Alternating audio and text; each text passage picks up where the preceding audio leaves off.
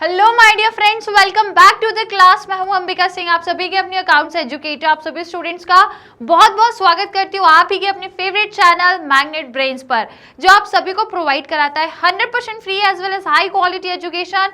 बिल्कुल स्टूडेंट्स, यहाँ पर हम आप लोगों को सीबीएसई बोर्ड के अलावा अदर स्टेट बोर्ड के कोर्सेज भी प्रोवाइड कराते हैं, जैसे कि दिल्ली, बिहार, यूपी, एमपी और राजस्थान बोर्ड।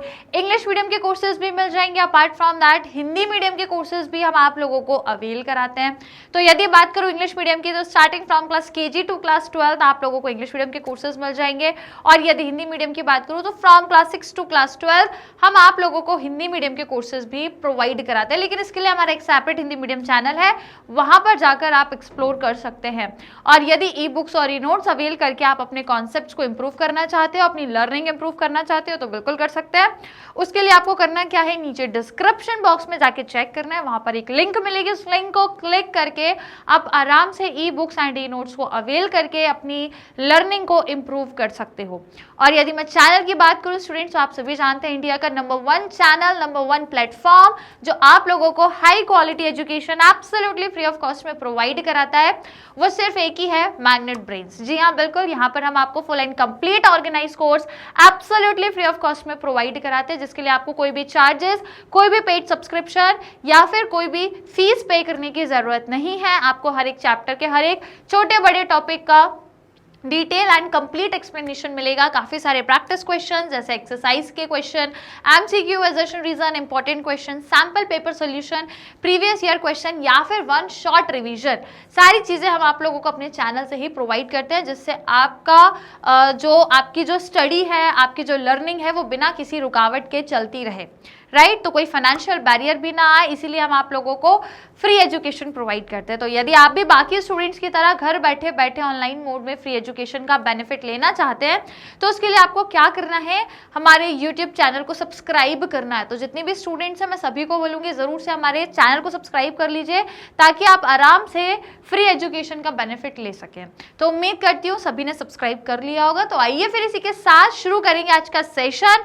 तो आज का सेशन जो हमारा पार्ट 2 है, पार्ट 2 किस चीज का है, हमारे कैश फ्लो स्टेटमेंट जो लास्ट चैप्टर है, चैप्टर नंबर 13, उसका जो हम कंप्लीट चैप्टर रिवीजन देख रहे हैं, उसका पूरा कंप्लीट चैप्टर रिवीजन का ये पार्ट 2 है, क्योंकि बड़ा चैप्टर है और चैप्टर से भी बड़े जो उसके क्वेश्चंस है उसमें थोड़ा सा टाइम लग जाता है सॉल्व करने में, इसलिए मैंने सोचा इसको हम 2 पार्ट्स में कवर करेंगे। आधे कॉन्सेप्ट मैंने पार्ट 1 में पढ़ा दिए, आधे क्वेश्चंस भी मैंने पार्ट 1 में सॉल्व करा दिए। अब हम पार्ट 2 में बचे हुए कॉन्सेप्ट्स को पढ़ेंगे और बचे हुए रिमेनिंग क्वेश्चंस को भी कवर करेंगे। तो दोनों पार्ट आपके लिए इंपॉर्टेंट है, क्योंकि दोनों में आधे आधे कॉन्सेप्ट्स भी कवर है और आधे आधे क्वेश्चंस भी मैंने दोनों पार्ट्स में कवर कराए हुए हैं। तो दोनों पार्ट्स देख लीजिएगा, यदि पार्ट 1 नहीं देखा है तो पहले वो देख लो, ओके, क्योंकि दोनों सीक्वेंस में दोनों इंपॉर्टेंट है। तो फिर आइए सेकंड पार्ट की शुरुआत करते हैं। तो जैसा आप सभी जानते हैं, cash flow statement chapter number 13 हमारा लास्ट चैप्टर है, जिसे हालांकि मैंने डिटेल में कवर करा दिया है। तो यदि आपने डिटेल वीडियोस नहीं देखे, डिटेल स्टडी यदि नहीं करी है, तो आपको डिटेल वीडियो जरूर देखना चाहिए। हर एक कॉन्सेप्ट, हर एक क्वेश्चंस को मैंने बहुत अच्छे से सॉल्व कराया है और क्वेश्चंस भी बहुत सारे कराया है। फिलहाल यहाँ पर भी मैं आपको क्वेश्चन जरूर रिवाइज कराऊंगी, सो टेंशन मत लेना, कॉन्सेप्ट एंड क्वेश्चंस दोनों को रिवाइज करेंगे हम लोग, है ना। तो chapter number 13 last chapter cash flow statement, जिसमें हम लोग कंप्लीट चैप्टर रिविजन पार्ट 2 देखने वाले हैं। पार्ट 1 जरूर देखना, उसके बाद ही पार्ट 2 देखना, ठीक है। तो आइए फिर शुरू करते हैं पार्ट 2 की कहानी, जिसमें हम लोग कहाँ से शुरू करेंगे, देख लेते हैं कहाँ से शुरू करना है। स्टेप्स से हमको शुरू करना है कि कैसे हम कैश फ्लो स्टेटमेंट को प्रिपेयर करते हैं, क्या स्टेप्स हैं जो बेसिकली हमें फॉलो करनी है। तो इससे पहले बता दूं कि पार्ट 1 में मैंने आप लोगों को ये जो तीनों एक्टिविटीज होती है ना आपकी कैश फ्लो के अंदर, जैसे कि ऑपरेटिंग, इन्वेस्टिंग एंड फाइनेंसिंग, ये तीनों एक्टिविटीज मैंने आपको रिवाइज करा दी थी। तीनों एक्टिविटीज से रिलेटेड मैंने आपको इंडिविजुअल क्वेश्चंस भी सॉल्व करा दिए थे। अब यहाँ पर हम लोग क्या करेंगे, पूरा कैश फ्लो स्टेटमेंट को प्रिपेयर कैसे करना है, पूरा प्रिपरेशन जानेंगे, स्टेप्स जानेंगे और पूरा कैश फ्लो स्टेटमेंट का फॉर्मेट भी रिवाइज करेंगे। और उसके बाद हम पूरा कैश फ्लो स्टेटमेंट के क्वेश्चंस भी सॉल्व करेंगे, विदाउट एडजस्टमेंट, विद एडजस्टमेंट, सारे। क्लियर। तो शुरू करें, कहानी देख ले फटाफट से। प्रोसेस क्या है, स्टेप्स क्या है जिसके हेल्प से हम कैश फ्लो स्टेटमेंट बनाएंगे। तो ये preparation of cash flow statement, steps involve in preparation क्या क्या है, यहाँ पे आपको स्टेप्स दी हुई है, एक एक करके देखते हैं। तो सबसे पहले स्टेप्स क्या है बेटा, सबसे पहला काम आपको क्या करना है, कैलकुलेट करना है आपको कैश फ्लो ऑपरेटिंग एक्टिविटी से कितना है, जो ऑलरेडी हमने पहले पढ़ लिया है, ऑलरेडी हमने इसको रिवाइज कर लिया। सेकंड स्टेप में आप निकालोगे cash flow from investing activity, this also we have done. Third step में आप फाइनेंसिंग एक्टिविटी से कैश फ्लो कितना हो रहा है वो निकालोगे। तीनों से निकाल लिया आपने, तीनों एक्टिविटी से जितना हुआ निकाल लिया। यदि मैं आपको यहाँ पर बताऊं तो आपको करना क्या है, सबसे पहले आपको क्या निकालना है, कैश फ्लो जो आपको ऑपरेटिंग एक्टिविटी से हो रहा है। नंबर सेकंड आपको या फिर नंबर ए और बी लिख लो, है ना, ए, ये नंबर ए करना है। देन नंबर बी आपको कैसे रिलेटेड निकालना है, इन्वेस्टिंग एक्टिविटी से रिलेटेड। नंबर सी आप कैसे रिलेटेड निकालोगे, फाइनेंसिंग एक्टिविटी से रिलेटेड। तीनों निकाल दिए, तीनों हमने निकाल लिए। कैसे क्या निकालना है ये मैंने आपको पार्ट 1 में रिवाइज करा दिया है। देन नंबर 4th स्टेप में आप क्या करोगे, कैलकुलेट करोगे कितना नेट इंक्रीज और डिक्रीज आया है कैश एंड कैश इक्विवेलेंट में। मतलब स्टेप जो प्रीवियस 1 एंड 2 ये 3, इन तीनों में जो भी कैश फ्लो आया है इन तीनों एक्टिविटीज से, तीनों को हम क्या कर देते हैं, ऐड कर देते हैं। तो नंबर डी में क्या करोगे, ये ए प्लस बी प्लस सी, इन तीनों एक्टिविटी से जो भी कैश फ्लो हुआ है। तो यदि आपका इनफ्लो ज्यादा है तो हम क्या बोलेंगे, नेट इंक्रीज है ना, और यदि आउटफ्लो ज्यादा है तो हम क्या बोलेंगे, नेट डिक्रीज है।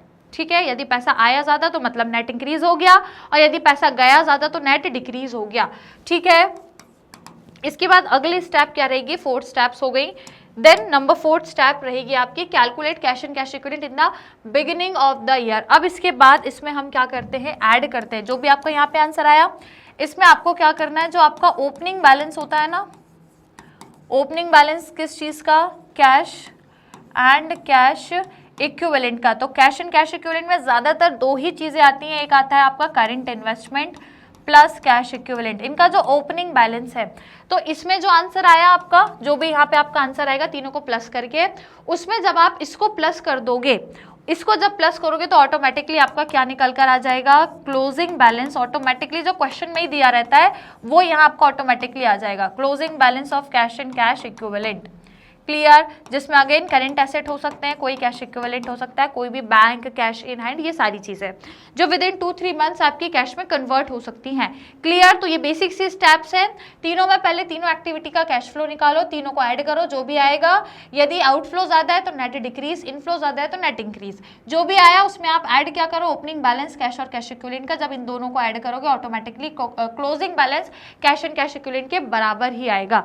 क्लियर, तो बेटा ये 5 स्टेप्स है। लास्ट में क्या है, रिजल्टिंग जो आएगा अमाउंट वो किसके बराबर होगा, आपका एंड ऑफ द ईयर में जो आपका बैलेंस दिया हुआ है कैश एंड कैश इक्विवेलेंट का, उस बैलेंस के बराबर आ जाएगा। क्लियर, तो ये 5 बहुत ही कॉमन सी स्टेप्स हैं जिनको फॉलो करके हम कैश फ्लो स्टेटमेंट बनाते हैं। क्लियर, चलिए आगे देखते हैं अब हम लोग फॉर्मेट। इसको जरूर देख लो क्योंकि बेटा पूरा कैश फ्लो स्टेटमेंट का जो क्वेश्चन होता है वो इस फॉर्मेट पर ही डिपेंड होता है ना। तो अब हम इसमें तीनों एक्टिविटीज में क्या इनफ्लो क्या आउटफ्लो है सबको एक बार फटाफट से रिवाइज कर लेते हैं। तो सबसे पहले हम निकालेंगे cash flow from operating activity, जिसके लिए सबसे पहले हमें नेट प्रॉफिट बिफोर टैक्स और एक्स्ट्रा ऑर्डिनरी आइटम चाहिए, जिसे हम वर्किंग नोट्स में निकालते हैं। तो पहले वर्किंग नोट्स में देख ले कि ये कैसे निकालना है। तो चलो ये सब बाद में, पहले ये कैसे निकाले वो देख लेते हैं। नेट प्रॉफिट बिफोर टैक्स और एक्स्ट्रा ऑर्डिनरी आइटम, तो देखो वर्किंग नोट आपको कहाँ पे है, यहाँ पे ये दिया है वर्किंग नोट, जिसमें आप नेट प्रॉफिट निकालोगे। जिसके लिए आप सबसे पहले आपको क्या करना पड़ेगा, जो आपको सरप्लस दिया होगा उनका डिफरेंस ले लेना है। जो भी डिफरेंस आएगा क्लोजिंग सरप्लस में, क्लोजिंग बैलेंस जो है सरप्लस का, उसमें से ओपनिंग जो सरप्लस है उसको माइनस करना, क्लोजिंग में ओपनिंग माइनस करना, जो आंसर आएगा सबसे पहले वो ले लेना। डन। उसके बाद नेक्स्ट चीज आपको क्या करनी है, यदि कोई भी बेटा रिजर्व है ऐड कर दो। डिविडेंड यदि आप पे करें और यदि वो प्रपोज्ड डिविडेंड है तो बेटा प्रीवियस ईयर का ऐड कर देना प्रपोज्ड डिविडेंड। पहली चीज क्या ऐड करनी है, रिजर्व, प्रीवियस ईयर का proposed dividend, then interim dividend during the year ये ऐड होगा, और प्रोविजन फॉर टैक्स जो करेंट ईयर का है, करेंट ईयर का प्रोविजन फॉर टैक्स ऐड कर देना। और कोई भी यदि एक्स्ट्रा ऑर्डिनरी आइटम है, यदि वो स्टेटमेंट ऑफ P&L में डेबिट होगा, यदि वो डेबिट होना होगा तो यहाँ पे उसको ऐड कर देना।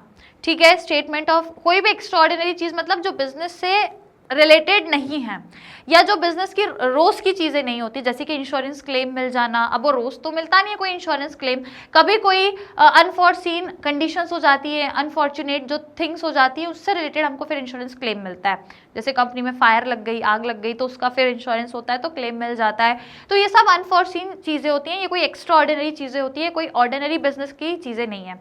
तो इन चीजों में यदि वो स्टेटमेंट ऑफ पीएनएल में डेबिट हो रहा है तो बेटा वो एक्स्ट्राऑर्डिनरी चीज यहाँ पर ऐड हो जाएगी। तो क्या ऐड करना है देख लो जल्दी से। सबसे पहले सरप्लस लोगे, क्लोजिंग में ओपनिंग माइनस करके जो बैलेंस आएगा वो सरप्लस लेना है, जिसमें रिजर्व ऐड होगा, प्रपोज डिविडेंड प्रीवियस ईयर का ऐड होगा, interim dividend during the year का ऐड होगा, provision for tax current year का ऐड होगा, और एक्स्ट्राऑर्डिनरी आइटम्स वो आपके ऐड हो जाएंगे यदि वो पीएनएल में, स्टेटमेंट ऑफ पीएनएल में डेबिट हुए हैं तो वो यहाँ पर ऐड हो जाएंगे। बहुत ही बेसिक सी चीजें हैं, चाहो तो नोट्स बना के आप छोटे छोटे पॉइंट्स में लिख भी सकते हो। क्लियर, ये सब भी करना है आपको। उसके बाद आप क्या करोगे बेटा, माइनस क्या करोगे, कोई भी ऐसी एक्स्ट्राऑर्डिनरी चीज जो स्टेटमेंट ऑफ पीएनएल में क्या हुई है, क्रेडिट हुई है। यदि स्टेटमेंट ऑफ पीएनएल में क्रेडिट हुई है तो वो यहाँ पे माइनस हो जाएगी। उसके बाद यदि रिफंड हुआ है टैक्स तो वो भी माइनस हो जाएगा। जब ये सब करोगे तो finally what you will get, net profit before tax और एक्स्ट्राऑर्डिनरी आइटम। क्लियर, क्वेश्चन में ये इन्फॉर्मेशन सब रहेगी, जो नहीं रहेगी उसको छोड़ देना, जितनी रहेगी उसकी हेल्प से आप वर्किंग नोट में नेट प्रॉफिट बिफोर टैक्स और एक्स्ट्राऑर्डिनरी आइटम कैलकुलेट करोगे। चलो अभी हमने कैलकुलेट कर लिया, नेट प्रॉफिट मिल गया। अब चले फिर से स्टार्टिंग से ही फॉर्मेट में आ जाते हैं, इतना लंबा फॉर्मेट है ना। चलो तो cash flow from operating activity में सबसे पहले हमने नेट प्रॉफिट बिफोर टैक्स और एक्स्ट्राऑर्डिनरी आइटम कैलकुलेट कर लिया वर्किंग नोट में। वो वर्किंग नोट का मैंने आपको बता दिया फॉर्मेट। अब इसके बाद बेटा हम क्या करेंगे, नंबर दूसरा, इसमें जब नेट प्रॉफिट आ गया अब इसमें हम नॉन कैश और नॉन ऑपरेटिंग आइटम्स को एडजस्ट करेंगे। किसको एडजस्ट करना है आपको, नॉन कैश और नॉन ऑपरेटिंग आइटम्स। ठीक है, तो अब आइए इसके लिए सबसे पहले आप ऐड क्या क्या करोगे, तो मैं आपको सिंपली यहाँ पे बता देती हूँ, बहुत ही बेसिक सी बात है। आपको ऐड क्या क्या करना है, यदि कोई आपका नॉन कैश एक्सपेंस है, ऐसा खर्च है जिसमें कैश नहीं है तो ऐड करो, और यदि कोई भी आपके पास नॉन ऑपरेटिंग एक्सपेंस है ऐड करो। माइनस क्या करोगे, कोई आपको नॉन कैश इनकम है तो, नॉन कैश इनकम है तो बेटा माइनस करो, और कोई भी आपको यदि नॉन ऑपरेटिंग इनकम है तो ऐड कर दो, माइनस कर दो, sorry. Non cash non operating expense plus होते हैं, non cash non operating income minus हो जाती है। तो अब जैसे यहाँ पे दिया हुआ है क्या क्या होते हैं आपके, जैसे डेप्रिसिएशन नॉन कैश एक्सपेंस है, गुडविल पेटेंट ट्रेडमार्क कोई भी इंटेंजिबल एसेट आपका अमोर्टाइज हो रहा है नॉन कैश एक्सपेंस। इंटरेस्ट आप बैंक ओवरड्राफ्ट पे यदि पे कर रहे हो तो ये नॉन ऑपरेटिंग एक्टिविटी वाला एक एक्सपेंस है। इंटरेस्ट बोरोइंग पे कर रहे हो या डिबेंचर पे इंटरेस्ट दे रहे हो तो ये सब नॉन ऑपरेटिंग एक्सपेंस है। ऐसे खर्चे जो बिजनेस की मेन एक्टिविटी के नहीं है, ये सब किससे रिलेटेड है, बोरिंग और डिबेंचर्स पे इंटरेस्ट देना, ये सब फाइनेंसिंग एक्टिविटी का एक्सपेंस है, तो ये नॉन ऑपरेटिंग एक्सपेंस है, इनको हम ऐड कर लेंगे। उसके बाद देख लीजिए नेक्स्ट, यदि आप कमीशन दे रहे हो, under writing commission, share issue करे तो एक्सपेंस, ये सब फाइनेंसिंग एक्टिविटी के खर्चे हैं, therefore it is non operating expense, ये यहाँ पर ऐड हो जाएगा। लॉस यदि हुआ है फिक्स एसेट्स को बेचकर, तो फिक्स एसेट को बेचना इन्वेस्टिंग एक्टिविटी का लॉस है फिर तो ये, लेकिन यहाँ पे हम इसको ऐड करेंगे क्योंकि इन्वेस्टिंग एक्टिविटी का लॉस है, therefore it is a non operating expense, तो इसको यहाँ पर ऐड करेंगे। प्रीमियम ऑन रिडेम्पशन दे रहे हो इंक्रीज, यदि provision for doubtful debt increase होता है तो प्लस होगा यहाँ पर, और यदि डिक्रीज होता है तो माइनस। क्लियर, समझ आया। उसके बाद माइनस क्या करनी है चीजें, जो भी आपको नॉन कैश इनकम है या नॉन ऑपरेटिंग इनकम है उनको हम माइनस करेंगे, जैसे इंटरेस्ट इनकम, इंटरेस्ट डिविडेंड, ये सब मिलना आपकी इन्वेस्टिंग का पार्ट है, नॉन ऑपरेटिंग मतलब ऑपरेटिंग एक्टिविटी का पार्ट नहीं है ये, therefore it is a non operating income, therefore हम इसको लेस कर देंगे। रेंटल इनकम, गेन यदि हुआ है, गेन यदि फिक्स्ड एसेट्स को बेचकर हुआ है तो ये फाइनेंस इन्वेस्टिंग एक्टिविटी की इनकम हो गई, तो ये एक नॉन ऑपरेटिंग इनकम हो गई। Then decrease in provision for doubtful debt, यदि डिक्रीज है तो माइनस हो जाएंगे। फाइनली ये सब कुछ नॉन कैश और नॉन एक्सपेंसेस के जो भी आइटम्स है, मतलब नॉन कैश और नॉन ऑपरेटिंग आइटम्स का एडजस्टमेंट करने के बाद आपको क्या मिलेगा, operating profit before working capital changes. अब इसके बाद हम जो भी वर्किंग कैपिटल के चेंजेस है उनको एडजस्ट करेंगे। तो इसके लिए बस आपको ये याद रखना है कि यदि करेंट एसेट इंक्रीज हो रहे हैं, करेंट लाइबिलिटी डिक्रीज हो रही है, तो यही तो सब चाहते हैं, हर कंपनी यही चाहती है करेंट एसेट बढ़े और लाइबिलिटी कम हो, तो ये चीज उसके लिए क्या है, फेवरेबल है, देयरफॉर इसको क्या करो माइनस, फेवरेबल चीज को माइनस। और यदि करेंट एसेट कम हो रहे हैं, करेंट लाइबिलिटी बढ़ रही है तो ये तो अनफेवरेबल चीज है यार, ये तो कोई कंपनी नहीं चाहेगी, तो यदि अनफेवरेबल चीज है तो उसको ऐड कर देंगे। क्लियर हुआ? फेवरेबल को माइनस, अनफेवरेबल को प्लस करना है। तो वर्किंग कैपिटल मतलब क्या होता है? करंट एसेट्स और करंट लायबिलिटी में जो भी चेंजेस आ रहे हैं, तो ऐड क्या करोगे बेटा? यदि करंट एसेट डिक्रीज हो रहे हैं, अब जैसे कि देखो inventory, trade payables, accrued income और आपके प्रीपेड एक्सपेंस, ये सब आपके करंट एसेट है, डिक्रीज हो रहे हैं, देयरफॉर इनको हम ऐड कर रहे हैं, क्योंकि करंट एसेट का डिक्रीज होना अनफेवरेबल है तो ऐड कर रहे हैं। Then trade payables, outstanding expense, advance income, ये सब आपकी करंट लायबिलिटी है, बढ़ रही है, अनफेवरेबल है, ये इंक्रीज हो रहा है तो ऐड करेंगे। क्लियर हुआ? अब इसके अलावा हम लोग माइनस क्या क्या करेंगे? तो यदि करंट एसेट इंक्रीज हो रहा है और करंट लायबिलिटी डिक्रीज हो रही है तो ये फेवरेबल चीज है, तो इसको माइनस करेंगे। जैसे inventory, trade receivable, accrued income, prepaid expense का इंक्रीज होना, करंट एसेट का इंक्रीज होना फेवरेबल है, माइनस हो जाएगा। Trade payable, outstanding expense, advance income, liabilities है हमारी, डिक्रीज हो रही है, फेवरेबल, इसलिए इसको भी हम माइनस कर देंगे। Is it clear to all? समझ आया? फाइनली ये सब करने के बाद आपको क्या मिल जाएगा? Cash generated from operation. क्या मिल जाएगा? Cash generated from operation. इसमें से आपको माइनस क्या करना है? टैक्स पेड, वो भी कौन सा वाला? प्रीवियस ईयर का जो दिया रहेगा। ठीक है, तो जो भी आपका टैक्स, इनकम टैक्स आपने पे किया है, या तो क्वेश्चन में आपको एडजस्टमेंट्स में एडिशनल इन्फॉर्मेशन में दिया रहेगा tax paid during the year, नहीं होगा तो प्रोविजन फॉर टैक्स से आप बैलेंसिंग फिगर निकाल के कैलकुलेट कर सकते हो। ठीक है, और यदि सिर्फ ओपनिंग और क्लोजिंग प्रोविजन फॉर टैक्स का बैलेंस दिया है तो जो आपका प्रीवियस ईयर का होता है उसको माइनस करते हैं, और जो करंट ईयर का होता है उसको हम पहले ही नेट प्रॉफिट जब निकालते हैं उसमें ऐड कर देते हैं। राइट? तो यदि सिर्फ प्रोविजन फॉर टैक्स का ओपनिंग क्लोजिंग बैलेंस है तो ओपनिंग वाले को ऐड करेंगे, क्लोजिंग वाले को इधर से माइनस करेंगे। लिख लेना, ये इंपॉर्टेंट चीजें हैं। नाउ अब आपको मिलेगा cash flow before extraordinary item, तो जो भी एक्स्ट्राऑर्डिनरी आइटम्स है उनका एडजस्टमेंट करने के बाद finally what you will get? Cash flow from operating activity. Clear? ये फॉर्मेट बहुत इंपॉर्टेंट है बेटा, पूरा क्वेश्चन जो है ना वो इसी फॉर्मेट पर ही आधारित है, कुछ भी चीज आगे पीछे या गलत नहीं होनी चाहिए। क्लियर? तो अभी तक हमने क्या देख लिया? Cash flow from operating activity. अब इसके बाद कंटिन्यूएशन में हम दूसरी एक्टिविटी पर निकालेंगे, that is cash flow from investing activity. Investing activity का सिंपली मतलब ये है कि आपने जितने भी फिक्स एसेट सेल या परचेज करे, जितने भी नॉन करेंट इन्वेस्टमेंट सेल या परचेज करे, या नॉन करेंट इन्वेस्टमेंट पे आपको इंटरेस्ट मिला, तो ये सभी चीजें आपकी काय में आ जाएंगी? इन्वेस्टिंग एक्टिविटी में, जिसमें आप या तो फिक्स एसेट्स पर इन्वेस्टमेंट कर रहे हो सेल या परचेज, या नॉन करेंट इन्वेस्टमेंट पे। करेंट इन्वेस्टमेंट कभी नहीं लेते, क्योंकि करेंट इन्वेस्टमेंट क्या है? कैश एंड कैश इक्विवेलेंट का पार्ट है। ठीक है, चलो, तो यदि आपने अपने फिक्स एसेट बेचे हैं तो पहले क्या लिखना है? देखो सुन लो, पहले जिस भी तरीके से पैसा आ रहा है वो लिखेंगे, फिर जो जा रहा है उसको लिखेंगे। तो पहले प्लस वाली चीजें, मतलब जिससे भी आपको कैश इनफ्लो हो रहा है वो लिखो, देन आउटफ्लो वाली चीजें लिखेंगे। तो इनफ्लो कैसे होगा? यदि फिक्स एसेट बेचे हैं तो पैसा आएगा हमारे पास, इन्वेस्टमेंट बेचोगे तो पैसा आएगा, और इन्वेस्टमेंट केवल नॉन करेंट, करेंट या मार्केटेबल सिक्योरिटीज वाले नहीं लेना, क्योंकि वो कैश इक्विवेलेंट है, वो 2-3 दिन में कन्वर्ट हो जाएंगे। हमें केवल नॉन करेंट इन्वेस्टमेंट चाहिए।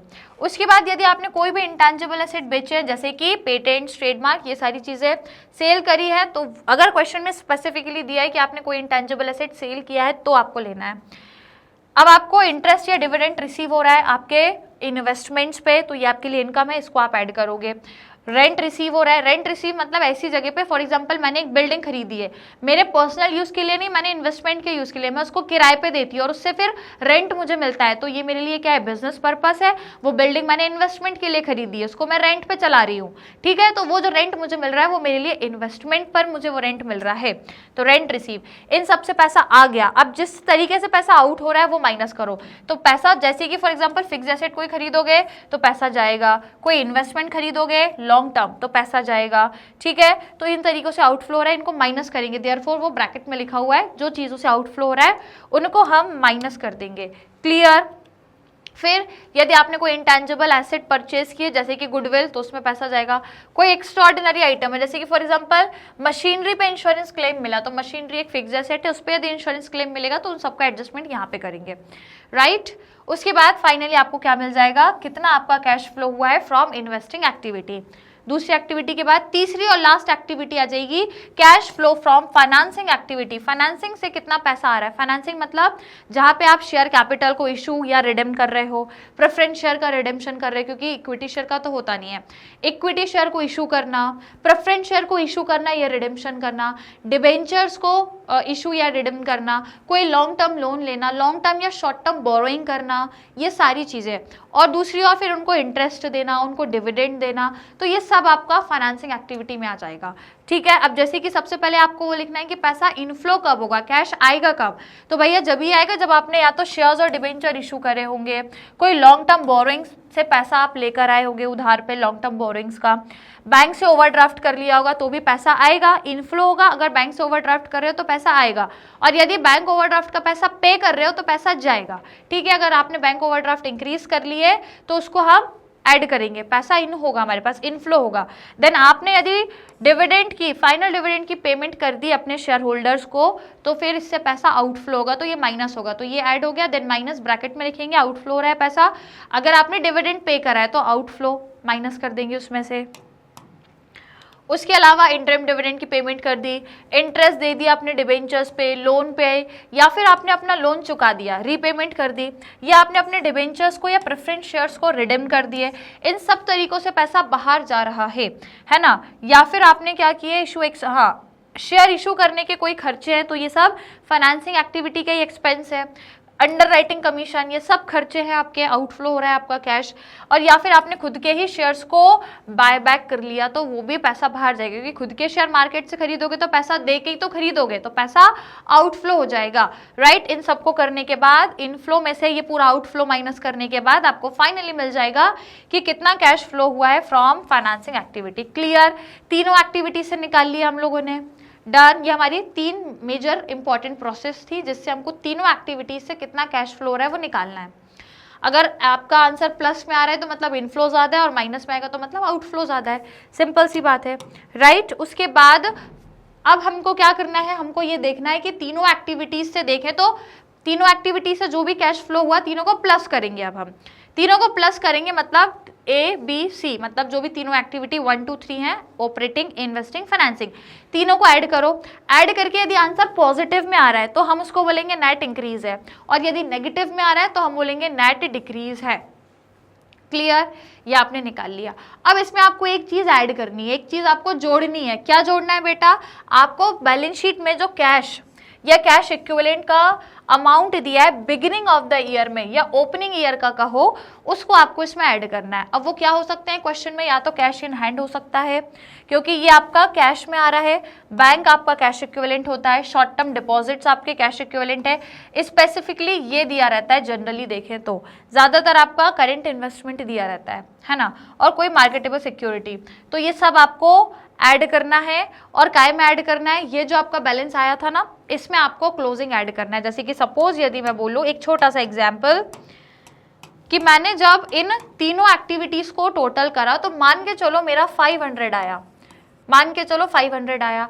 अब इसमें मेरे को प्लस क्या करना है, opening balance of cash and cash equivalent. तो मैंने बोला यार ओपनिंग बैलेंस जो है वो मेरा 200 है, 200 है, ठीक है। तो ये 500 और 200 को जब मैं ऐड करूंगी तो वो किसके बराबर आना चाहिए, closing balance of cash and cash equivalent. तो मैंने बोला इन दोनों को जोड़ रही हूँ तो कितना हो रहा है 700, तो वो किसके बराबर होना चाहिए, क्लोजिंग बैलेंस के बराबर, यहाँ पे इसके बराबर, ये बैलेंस शीट में इसके बराबर आना चाहिए, cash and cash equivalent at the end of the year, या closing balance of cash and cash equivalent. ठीक है, मतलब तीनों एक्टिविटीज का प्लस कर दिया हम लोगों ने। यदि यहाँ पे देखते हैं, यदि A plus B plus C, जैसे मैंने यहाँ पे बताया भी था, हाँ ये बताया हुआ है, ठीक है। तीनों एक्टिविटी का प्लस कर दो, उसमें opening balance of cash and cash equivalent add कर दो, ऑटोमेटिकली किसके बराबर आना चाहिए, closing balance of cash and cash equivalent. Is it clear बेटा, पूरा फॉर्मेट आपको क्लियर हुआ, क्या ऐड क्या माइनस, कहाँ क्या रिकॉर्ड हो रहा है। अब ये सारी चीज़ें आप जितने ज़्यादा क्वेश्चंस की प्रैक्टिस करोगे ना, उतना ज़्यादा आपको ये इफेक्टिवली समझ में आने लगेगा और क्वेश्चंस फिर आप उतने अच्छे से करने लगोगे, क्योंकि जनरली बच्चों को 20 से 25 मिनट लग जाता है कैश फ्लो का क्वेश्चन करने में, पर हमको इतना टाइम नहीं देना है, मुश्किल से 15 से 20 मिनट देना है बस आपको। इससे ज़्यादा नहीं देना है, मुश्किल से भी 15 मिनट दोगे तो भी ठीक है ना, इससे ज़्यादा मिनट्स आपको वहाँ नहीं लगाने हैं, क्योंकि बहुत मतलब बड़ा क्वेश्चन हो जाता है, क्योंकि होता क्या है, एक ही चीज़ को हमको दो दो जगह लिखना होता है। कुछ चीज़ ऐसी ऑपरेटिंग में भी ऐड हो रही है, बाद में भी ऐड हो रही है, फाइनेंसिंग और इन्वेस्टिंग में भी ऐड हो रही है, जैसे कि नॉन ऑपरेटिंग एक्सपेंस या नॉन ऑपरेटिंग इनकम, वो आपकी ऑपरेटिंग में भी होती है ऐड और माइनस, और फिर फाइनेंसिंग और इन्वेस्टिंग में भी होती है। तो ये दो तीन ऐसी चीज़ें हैं जो आपकी दो तीन जगह रिकॉर्ड होती है, तो इसलिए थोड़ा सा टाइम लग जाता है। तो बस ये तभी बनेगा जब प्रैक्टिस ज़्यादा होगी। अगर आपको बहुत सारे क्वेश्चंस प्रैक्टिस करने हैं तो मैंने आपको डिटेल वीडियोस में बहुत सारे क्वेश्चंस करवाए हुए हैं, एडजस्टमेंट और विदाउट एडजस्टमेंट दोनों के। ज़्यादातर हमने एडजस्टमेंट वाले करे जहाँ पे एडिशनल इन्फॉर्मेशन दी हुई रहती है, तो आप वहाँ से बहुत सारे क्वेश्चन जरूर प्रैक्टिस करें, तभी आपको ये सभी चीज़ों में फ्लुएंसी आएगी और आप फिर फटाफट क्वेश्चंस को करोगे। राइट, अभी हम कुछ और क्वेश्चंस को आज यहाँ पर ही प्रैक्टिस करने वाले हैं, सो दैट आपका रिवीजन हो जाए, है ना। तो यदि आपको डिटेल वीडियोस में मतलब डिटेल क्वेश्चंस बहुत सारे करने हैं तो फिर आपको डिटेल वीडियो में मिल जाएंगे, बहुत सारी पूरी प्लेलिस्ट में डले हुए हैं आपके बहुत सारे क्वेश्चन। पर अभी हम यहाँ पर रिविजन के पर्पज से भी कुछ क्वेश्चन को सॉल्व करेंगे, जिससे आपको पूरा कैश फ्लो स्टेटमेंट का एक रिवीजन हो जाएगा बढ़िया तरीके से।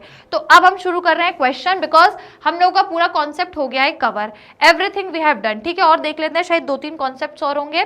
तो ये वर्किंग नोट तो हमने समझ ही लिया था पहले ही, तो अब हम लोग क्वेश्चंस को सॉल्व करेंगे। ये वर्किंग नोट वही था जिसमें हम लोगों ने नेट प्रॉफिट बिफोर टैक्स और एक्स्ट्राऑर्डिनरी आइटम निकाला ना, ये वही है, ये हमने अभी समझा है।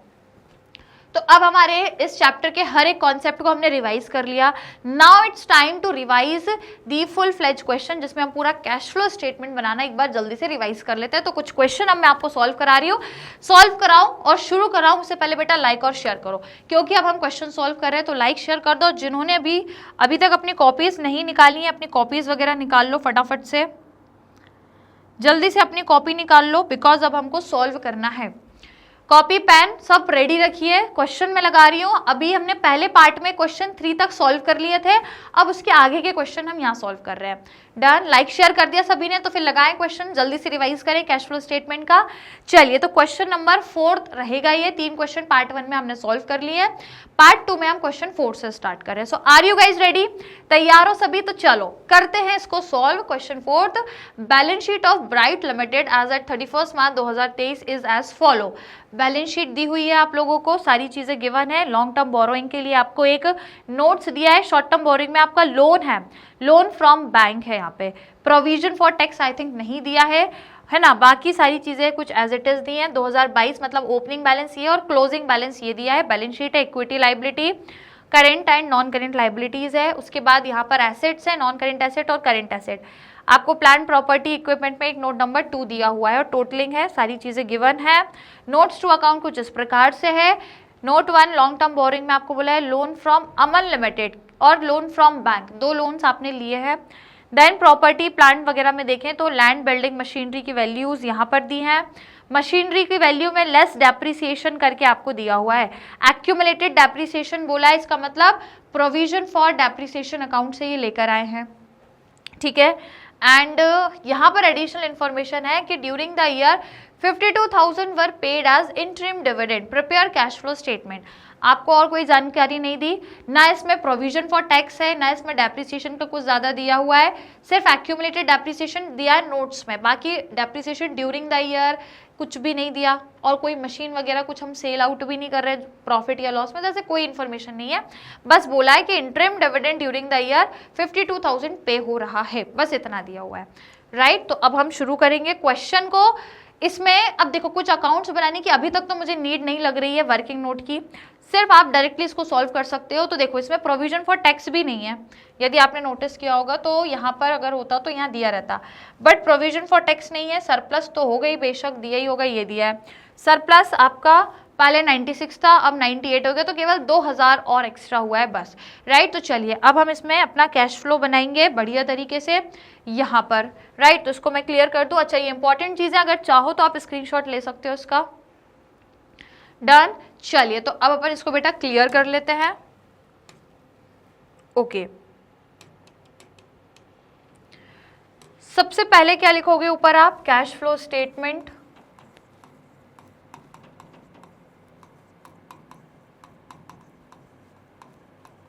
कैश फ्लो स्टेटमेंट पे हम नंबर ए, सबसे पहले कौन सी एक्टिविटी लेके चलते हैं? Cash flow from cash flow from operating activity,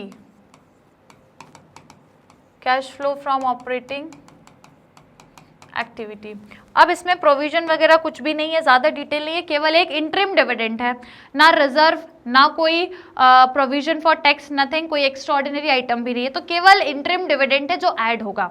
dividend add होता है तो बस अब आप क्या करो, डायरेक्टली नेट प्रॉफिट लिख लो और उसमें जो डिविडेंड है वो हम क्या कर देंगे, ऐड कर देंगे। तो देख लो सरप्लस में अपन को कितना दिया है, तो रिजर्व्स एंड सरप्लस में बोला है कि जो सरप्लस है वो बैलेंस दिया है आपको, पहले 96 था अब 98 हो गया, तो माइनस करके लिख लेंगे हम। यहाँ पर क्या लिखोगे पहले तो profit for the year, profit for the year कितना दिया है, देखो यहाँ पे हम देख लेंगे 98,000 माइनस 96,000, दैट मीन्स केवल आपको दिया है 2,000। इसमें अब आप क्या करोगे, ऐड करोगे डिविडेंड को, क्योंकि डिविडेंड है, रिजर्व है, ये सारी चीजें ऐड होती है। तो ऐड आपको क्या करना है, इंटरिम डिविडेंड, और इंटरिम डिविडेंड कितना है क्वेश्चन में देखो एडिशनल इंफॉर्मेशन में दिया हुआ है कि जो बेटा इंटरिम डिविडेंड है ड्यूरिंग द ईयर 52,000 है ना, 52,000 आपका इंटरिम डिविडेंड है, तो इसको हम क्या करेंगे, ऐड करेंगे। बाकी तो कुछ है नहीं, केवल 52,000 आपको ऐड करना है, तो ये ऐड हो जाएगा, तो ये हो जाएगा आपका 54,000। कोई दिक्कत, कोई समस्या, राइट। तो ये आपका जो 54,000 है इसको हमने क्या कर दिया है, ऐड कर दिया। इसके बाद ये आपके पास क्या आ गया, बिफोर वाला प्रॉफिट आ गया, है ना। तो यहाँ पे लिख लो आप net profit before tax and extraordinary items. Now after this, इसमें अब हम क्या करेंगे, जो भी आपकी नॉन कैश या नॉन ऑपरेटिंग आइटम्स हैं उनको एडजस्ट करेंगे। तो क्वेश्चन में एक तो बहुत ही अच्छा दिया है आपको डेप्रिसिएशन, तो डेप्रिसिएशन देखो पहले 54 दिया है, देखो ये 2022 और 2023 का बैलेंस है, तो एक्यूमुलेटेड डेप्रिसिएशन पहले 54 और उसके बाद आपका कितना हो गया है 72। अब इसके अलावा देखो कोई गुडविल वगैरह तो नहीं है, चेक कर ले, अच्छा होती तो यहीं दी होती, गुडविल नहीं है आपका, और कोई एसेट को सेल भी नहीं कर रहे हैं, तो कोई इनकम मतलब लॉस या प्रॉफिट भी नहीं है सेल ऑन एसेट्स पे, तो only depreciation is given to you, तो ये नॉन कैश एक्सपेंस है, देयरफॉर इसको ऐड करेंगे हम डेप्रिसिएशन। तो माइनस कर दीजिए 72,000 में से आप 54,000 को माइनस कर दो, तो कितना आएगा डेप्रिसिएशन, बताओ कितना निकल कर आएगा, 18, ठीक है 18,000। क्या करना है बेटा, ऐड करना है, तो ये 18,000 आप क्या कर दो, इसमें ऐड कर दो, तो ये हो जाएगा आपका 72,000। कोई दिक्कत, कोई समस्या। चलो इसके अलावा और तो कोई हमारे पास नॉन कैश या नॉन ऑपरेटिंग एक्सपेंसेस थे नहीं, तो इसको अब हम क्या बोलेंगे, ऑपरेटिंग प्रॉफिट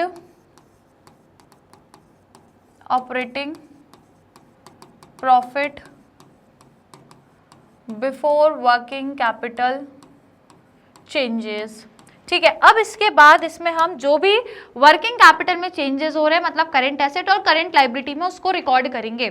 तो देख लो भाई साहब, आपको बैलेंस शीट में दिया हुआ है, पहले करंट लायबिलिटीज देख लेते हैं। तो करंट लायबिलिटी में देखो शॉर्ट टर्म बोरोइंग बोला है इन्होंने कि लोन फ्रॉम बैंक और ट्रेड पेबल्स दिए। तो बेटा ये जो लोन फ्रॉम बैंक है, बैंक से आपने लोन लिया है, भले वो शॉर्ट टर्म हो लॉन्ग टर्म हो, काय में आता है, बैंक से लोन लिया मतलब फंड, फाइनेंस आपने अरेंज किया, कैपिटल आपने अरेंज किया, तो ये जो आपका बैंक से जो लोन है ये किस चीज के अंदर आ जाएगा, फाइनेंसिंग एक्टिविटी में आएगा। ठीक है, तो ये है करेंट लायबिलिटी पर लॉन्ग टर्म बोरोइंग हो चाहे शॉर्ट टर्म बोरोइंग हो, लॉन्ग टर्म लोन हो चाहे शॉर्ट टर्म लोन हो, ये सब आपका फाइनेंसिंग एक्टिविटी का पार्ट है, क्योंकि आपने कैसे भी लिया, पैसा लिया ना, कैपिटल अरेंज करी, तो ये फाइनेंसिंग में जाएगा।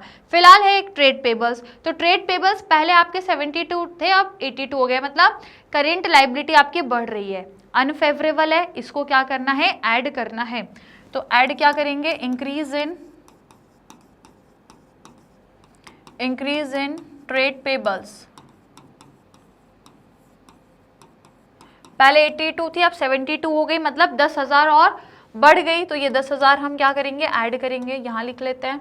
उसके बाद देखो अब कोई और आपके करंट एसेट्स क्या हो रहे हैं, तो देखो इन्वेंट्री और ट्रेड रिसीवेबल। तो इन्वेंट्री आपकी डिक्रीज हो रही है, पहले 50 थी 44 होगी, तो डिक्रीज हो रही मतलब अनफेवरेबल है, इसको भी हम क्या करेंगे, माइनस करेंगे, डिक्रीज, सॉरी अनफेवरेबल है तो प्लस करना है, ओके, अनफेवरेबल है तो इसको प्लस करेंगे, तो प्लस वाले को बाद में देखते हैं। फिर ट्रेड रिसीवेबल यदि देखें तो ये इंक्रीज हो रहा है, तो मतलब यदि हम बोलें कि हमारे जो ट्रेड रिसीवेबल एक करंट एसेट इंक्रीज हो रहा है तो ये हमारे लिए फेवरेबल है, और फेवरेबल चीज को हमको क्या करना है, माइनस करना है। फेवरेबल हो रहा है तो इसको माइनस करेंगे, और इन्वेंट्री हमारी डिक्रीज हो रही है, नहीं रुको उल्टा बोल दिया क्या मैंने, इन्वेंट्री आपकी डिक्रीज हो रही है और करंट एसेट का कम होना अनफेवरेबल है, इसको हम क्या करेंगे, माइनस करेंगे।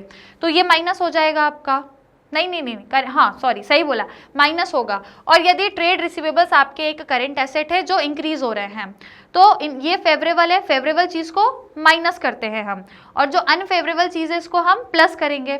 तो अनफेवरेबल ही तो हुआ, हाँ, जो हमारे लिए इन्वेंट्रीज है उसका कम होना हमारे लिए अनफेवरेबल है, तो अनफेवरेबल चीज को प्लस करेंगे।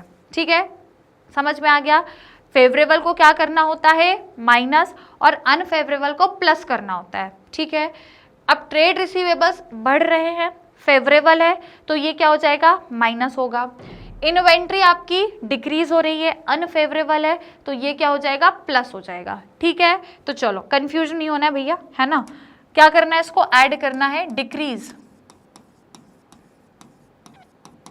Decrease in inventories. तो इन्वेंट्री आपकी कितनी डिक्रीज हो रही है, पहले 50 थी, अब 44, मतलब 6000 और डिक्रीज हो गई है। तो इस 6000 को हम क्या करेंगे, ऐड कर देंगे। तो चलो ये हो जाएगा आपका 16000, ऐड करोगे तो ये कितना हो जाएगा, 88000। अब इसमें माइनस क्या करना है आपको, increase in trade receivable, increase in trade receivable. तो देखो ट्रेड रिसीवेबल पहले आपके 70 थे, अब 76,800 है, हुए कितने इंक्रीज हुए, 6800। तो इसको माइनस कर दो, 6800 में आपका माइनस हो जाएगा, तो कितना बचेगा, केवल 81,200। Is it clear, 81,200।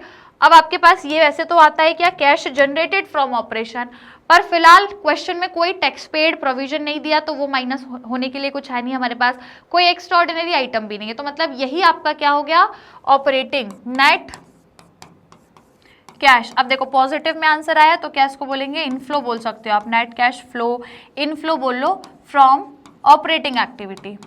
मतलब यहाँ नेट कैश इनफ्लो भी लिख सकते हो और नॉर्मली सिर्फ कैश फ्लो भी लिख सकते हो, कोई दिक्कत नहीं है। तो ये क्या है आपका, ऑपरेटिंग एक्टिविटी से आपका कैश फ्लो, कोई दिक्कत कोई समस्या बेटा। ठीक है, तो ये आपका इतना अमाउंट आ गया। अब आएंगे दूसरी number B. Number B activity हम क्या निकालेंगे इसमें, कैश फ्लो फ्रॉम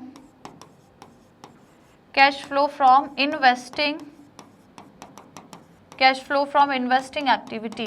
तो यदि इन्वेस्टिंग की बात करें तो हमको क्या देखना है इसमें, जो हमारे नॉन करेंट मतलब फिक्स एसेट्स है या नॉन करेंट इन्वेस्टमेंट है उनको देखेंगे। तो यहाँ पे देखो नोट्स टू अकाउंट में कोई नॉन करेंट इन्वेस्टमेंट तो नहीं दिया है, केवल आपको एसेट है। तो एसेट में बेटा कहानी क्या है कि लैंड एंड बिल्डिंग का क्या हो रहा है, दोनों बढ़ रही हैं। दोनों बढ़ रही हैं मतलब आपने दोनों खरीदी, परचेज करी, तभी तो देखो। अच्छा लैंड एंड बिल्डिंग को देखें तो दोनों बढ़ रही है, 40 से 60 हो गई, 1 लाख से 1,10,000 हो गए। तो मतलब दोनों आपने और खरीदी तभी तो बढ़ी। तो खरीदी मतलब पैसा लगाया, परचेस किया, तो आउटफ्लो। तो ये लैंड एंड बिल्डिंग दोनों आपने परचेस करी है तो ये आपकी आउटफ्लो में आ जाएगी। ठीक है, ये दोनों आपने परचेस करी है तो पैसा क्या होगा आपका, बाहर जाएगा, दैट मीन्स आउटफ्लो हो जाएगा। उसके बाद यदि मशीन देखें तो मशीनरी यदि आप देखो तो पहले आपकी 214 थी, अब आपकी 244 हो गई है, तो ये भी तो बढ़ गई है कि नहीं, ये भी इंक्रीज हो गई। दैट मीन्स आपने मशीन भी परचेस करी है, लैंड एंड बिल्डिंग दोनों ही आपने क्या किए हैं, परचेस किए हैं। तो दोनों परचेस किए हैं तो दोनों में पैसा बाहर ही गया है ना, दोनों नहीं सॉरी तीनों, ये तीनों की वैल्यू बढ़ी है। ठीक है, तो दोनों आपने परचेस किए तो क्या करेंगे, इनको आउटफ्लो में शो करेंगे। तो purchase of land, then purchase of building और परचेज ऑफ मशीनरी, राइट। तीनों में हमने क्या किया है, पैसा हमारा बाहर गया है, तीनों के तरीके से देखें तो हमने आउटफ्लो किया है, तो देख लो भी कितना हुआ है। यदि लाइन देखें तो पहले 40 था, अब 60 हो गया, मतलब 20,000 का आपने और खरीदा है, तो 20,000 पैसा आपका आउटफ्लो हो गया होगा। तो मैं यहाँ लिखती हूँ 20,000 माइनस में, ठीक है, क्योंकि पैसा आउट हुआ है। बिल्डिंग देखें तो पहले 1 लाख थी, अब 1,10,000 हो गई, तो मतलब आपने और कितनी परचेस करी, 10,000 की और परचेस करी है। और यदि बेटा हम मशीन देखें तो पहले 114 थी, अब कितनी हो गई आपकी पहले 214 थी, अब 244 हो गई। इसका मतलब आपने और कितनी, देखो ये वाली वैल्यू मत लेना, ये वाली मत लेना, क्योंकि इसमें डेप्रिसिएशन है, हमको विदाउट डेप्रिसिएशन देखना है। तो पहले 2,14,000 थी, अब 2,44,000 हो गई। दैट मीन्स हमने और कितनी परचेस कर ली है, 30,000, ठीक है। तो 30,000 आपने और परचेस करी, तो इसको भी हम माइनस करेंगे। तीनों आपने फिक्स एसेट खरीदे, पैसा बाहर गया है, तो ये कितना हो जाएगा 60,000 आपका माइनस में आ जाएगा। और यही आपका क्या है, इन्वेस्टिंग एक्टिविटी से आउटफ्लो है, राइट। तो यहाँ पे मैं लिख देती हूँ net cash outflow from investing activity, कितना आया 60,000। अब आ जाइए नंबर सी और लास्ट एक्टिविटी, जिसमें हम क्या निकालेंगे, cash flow from financing activity. तो फाइनेंसिंग मतलब जो भी हमारे इक्विटी शेयर्स हैं या कोई भी शेयर कैपिटल या डिबेंचर्स जो आपने इशू करे हैं। तो आइए क्वेश्चन में यहाँ से देखते हैं। शेयर कैपिटल बेटा कोई चेंज नहीं है, पहले भी 2 लाख थी, अभी भी 2 लाख है, तो आपने कोई शेयर कैपिटल इशू नहीं करे, है ना। अब देखो लॉन्ग टर्म बोरिंग में नोट्स दिया हुआ है, तो इसको एक बार हम चेक कर लेते हैं। लॉन्ग टर्म बोरिंग का नोट्स कहाँ है, यहाँ पर। तो लॉन्ग टर्म बोरिंग में आपसे बोला गया है कि एक तो आपने लोन लिया है, किससे, लोन फ्रॉम अमन लिमिटेड, तो पहले नहीं था, अब 40,000 लिया है, तो अब आपने 40,000 का लोन लिया है एक तरीके से। दूसरा आपने लोन फ्रॉम बैंक, बैंक से भी लोन लिया, तो बेटा बैंक से जो था पहले भी 50 था, अभी भी 50 है, तो बैंक से तो कोई चेंज नहीं आया, बैंक का लोन पहले जितना था अभी भी उतना है। लेकिन एक आपने किससे लोन लिया है, लोन फ्रॉम अमन लिमिटेड, ठीक है। तो आपने लोन लिया, दैट मीन्स आपको रिसीव हुआ, इनफ्लो हुआ। इनफ्लो कितना हुआ, क्योंकि देखो पिछले साल तक मतलब ओपनिंग तक तो वो लोन नहीं था, अभी आपने क्लोजिंग ईयर में वो लोन लिया है, तो आपको 40,000 रिसीव हुआ। तो हम यहाँ पे क्या करेंगे, इसको ऐड करेंगे, प्रोसीड्स मतलब रिसीव होता है, ठीक है। तो क्या लिखेंगे, receive loan from Aman limited. और कितना लिया आपने, केवल 40,000, तो यहाँ पे हम लिख लेते हैं 40,000, राइट। 40,000 आपने लोन लिया। और इसके बाद यदि लोन फ्रॉम बैंक देखें तो ये तो पहले भी 50 था, अभी भी 50 है, इसमें कोई चेंज आपका नहीं आया है, कोई दिक्कत, कोई समस्या। अब इसके बाद यदि हम यहाँ पर देखें, एक और इन्फॉर्मेशन थी हमारे पास, लोन फ्रॉम बैंक, देखो एक शॉर्ट टर्म बोरिंग में भी लोन दिया था, ये देखो शॉर्ट टर्म बोरिंग में भी एक लोन फ्रॉम बैंक था। तो अब देखो, अब इसमें क्या बोला है कि 10,000 ओपनिंग तक तो थे आपके, 2022 ओपनिंग में तो थे, क्लोजिंग में नहीं बचे, तो मतलब आपने ये 10,000 रीपे कर दिए। ये जो 10,000 है आपने क्या कर दिया, रीपे कर दिए, दैट इज वाई अब वो लोन नहीं बचा, तो रीपे कर दिए, तो भैया पैसा बाहर जाएगा, आउटफ्लो होगा। तो एक काम करो, ये 40 को हम यहाँ लिखें पहले, अच्छा या फिर यहीं रहने दो, 40 यही रहने दो, जिसमें हम डायरेक्टली अब इसमें माइनस क्या करेंगे,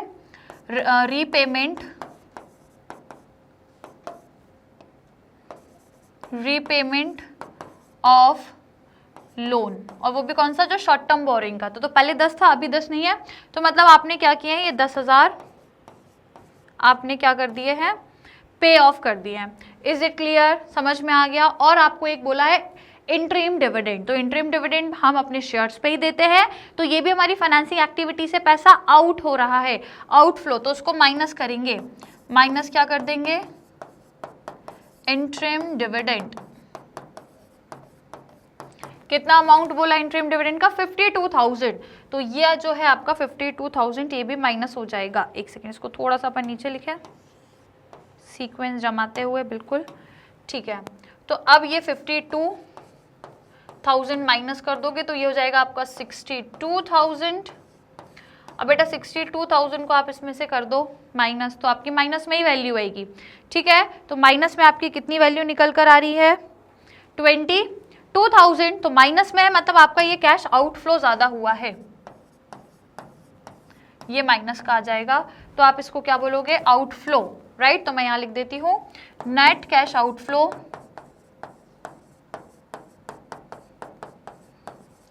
फ्रॉम फाइनेंसिंग एक्टिविटी। क्लियर हुआ? Net cash outflow from financing activity 22,000 आ गया।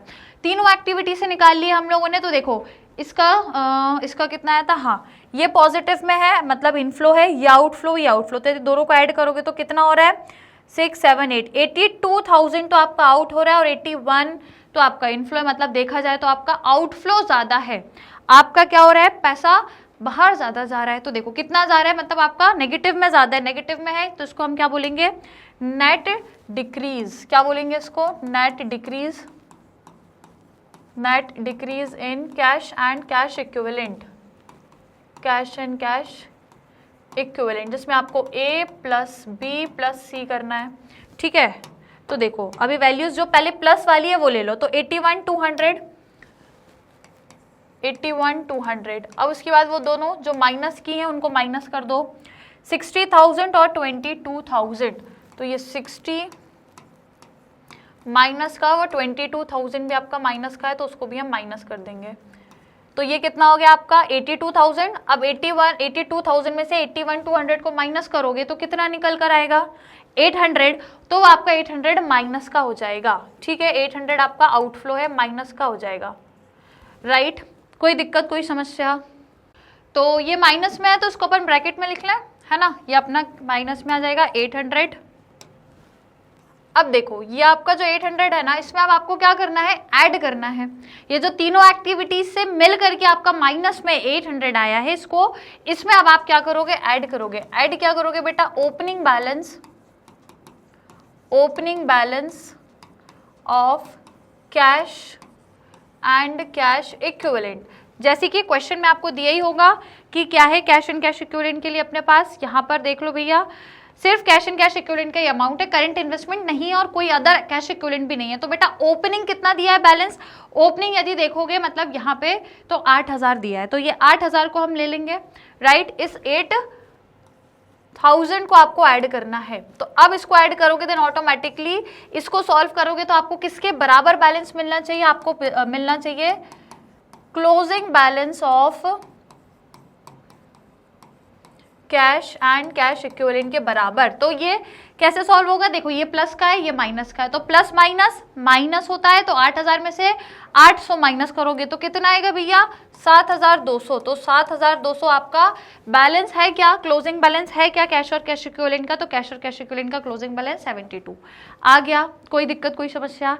डन। तो ये अपना आंसर आ गया भैया, दोनों को सॉल्व करा तो ऑटोमेटिकली 72 आ गया। Is it clear to everyone? सबको समझ में आया बढ़िया तरीके से? पक्का, कोई दिक्कत कोई परेशानी तो नहीं है? तो चलिए स्क्रीनशॉट लीजिए, फिर हमको आगे और भी क्वेश्चंस करने हैं। तो चलो स्क्रीनशॉट आप कहाँ से लेंगे, यहाँ से हमने स्टार्ट किया था, कोई वर्किंग नोट तो इसमें था नहीं। चलिए तो बेटा यहाँ से जल्दी से इसका स्क्रीनशॉट ले लो फटाफट। डन, ले लिया, ओके। इसके बाद ये रिमेनिंग सोल्यूशन, डन बेटा, स्क्रीनशॉट ले लिया सभी ने, कोई दिक्कत कोई समस्या? Is it clear? चलिए तो इसको क्लियर करते हैं और अब बढ़ते हैं अपन अगले सवाल की ओर। ठीक है, नेक्स्ट क्वेश्चन की ओर अब हम बढ़ेंगे। अगले सवाल को देख लेते हैं क्या कह रहा है अगला क्वेश्चन, लेकिन उससे पहले लाइक और शेयर जल्दी से लाइक शेयर करो, फिर फिफ्थ क्वेश्चन को देखने वाले हैं। फटाफट से लाइक और शेयर कर दो। डन कर दिया बेटा सभी ने लाइक शेयर। शुरू करें फिर क्वेश्चन देखें। चलो तो अब कुछ हम लोग एडिशनल इंफॉर्मेशंस वाले और क्वेश्चंस देखेंगे, एडजस्टमेंट्स वाले बेसिकली। तो देखो क्वेश्चन फिफ्थ है, from the following detail relating to Grow More Limited prepare cash flow. Balance sheet दी हुई है आपको, इक्विटीज लाइबिलिटीज है, नॉन करेंट लाइबिलिटी में देखो इन्होंने शेयर कैपिटल में दिया है एक आपको नोट और एक रिजर्व्स एंड सरप्लस में भी नोट दिया है। ये आपका ओपनिंग बैलेंस है, ये आपका क्लोजिंग है, राइट। और इसके आगे बैलेंस शीट में आपको करेंट लाइबिलिटीज वगैरह है, एसेट्स है, non current asset, current asset है, नोट आपको दिया है प्लांट प्रॉपर्टी एंड इक्विपमेंट में, और फिर उसके आगे note account, notes to account दिया है 1, 2 एंड 3 नोट्स दिए हुए हैं 4। अब एडिशनल इन्फॉर्मेशन आपको यहाँ पे दी है, तो ये आगे और भी है, ये 2 इन्फॉर्मेशन, टोटल 5 इन्फॉर्मेशन है। एग्जाम में इतनी सारी इन्फॉर्मेशन नहीं आती है, पर हम जितनी ज़्यादा प्रैक्टिस करेंगे हमारे लिए अच्छा है। एग्जाम में मुश्किल से 1 2 या ज़्यादा से ज़्यादा, बहुत ज़्यादा भी आई तो 3 आती है, उससे ज़्यादा नहीं आएगी। मैक्स टू मैक्स 3 इन्फॉर्मेशन आएगी, और कम से कम आएगी तो 1 या 2 ही आएगी, बस इससे ज़्यादा नहीं आती है। पर हमको क्या पता वो कौन सी इन्फॉर्मेशन आ जाए, इसलिए हम ज़्यादा से ज़्यादा प्रैक्टिस करेंगे, रिविजन करेंगे तो अच्छा रहेगा। ठीक है, तो ये 3 इन्फॉर्मेशन यहाँ है, 2 यहाँ है, तो चलो रीड कर लेते हैं। पहले डेप्रिसिएशन 25% लगाना है आपको opening value plant and machinery पे। तो प्लांट एंड मशीनरी की बेटा ओपनिंग वैल्यू 10 लाख है, 10 लाख पे आपको 25% डेप्रिसिएशन लगाना है। क्लियर, सिंपल है। ड्यूरिंग द ईयर एक ओल्ड मशीन जिसकी कॉस्ट 1 लाख थी और उसकी रिटर्न वैल्यू 40,000 हो गई। 1 लाख थी, रिटर्न डाउन वैल्यू 40,000, मतलब उसमें जो बीच का जो गैप आ गया है वो डेप्रिसिएशन लग गया ना उस पर, कि यदि एक मशीन है उसकी रिटर्न डाउन मतलब डेप्रिसिएशन को माइनस करके जो रिटर्न डाउन वैल्यू है वो 40,000 है, और उसको आपने बेचा है कितने में बेटा, 70,000 में बेचा है। रिटर्न डाउन वैल्यू 40 है, उसके बाद भी उस मशीन को 70 में बेचा है, तो मतलब आपने इसको प्रॉफिट में बेचा। ठीक है, इसका हम एक मशीनरी अकाउंट बनाएंगे वर्किंग नोट में, देन तभी तो पता लगेगा ना कि मशीन को परचेज कितने में करा था। Okay, now 1 lakh was paid as income tax during the year. अब देखो income tax during the year दिया है, प्रोविजन फॉर टैक्स भी दिया है, ओपनिंग और क्लोजिंग बैलेंस दिया है, तीनों इन्फॉर्मेशन है। तो हम इसमें प्रोविजन फॉर टैक्स अकाउंट बनाएंगे जिसमें हम ये कैलकुलेट करेंगे कि during the year provision for tax कितना है। तो वो जो वर्किंग नोट में हम कैलकुलेट करेंगे ना, उसको हम पहले ऐड करेंगे, और जो यहाँ पे आपको दिया है ना tax paid during the year 1 lakh, इसको हम माइनस करेंगे। राइट, तो अभी हम वर्किंग नोट में देखने वाले हैं, 2 अकाउंट्स बनाने, एक मशीनरी और एक provision for tax.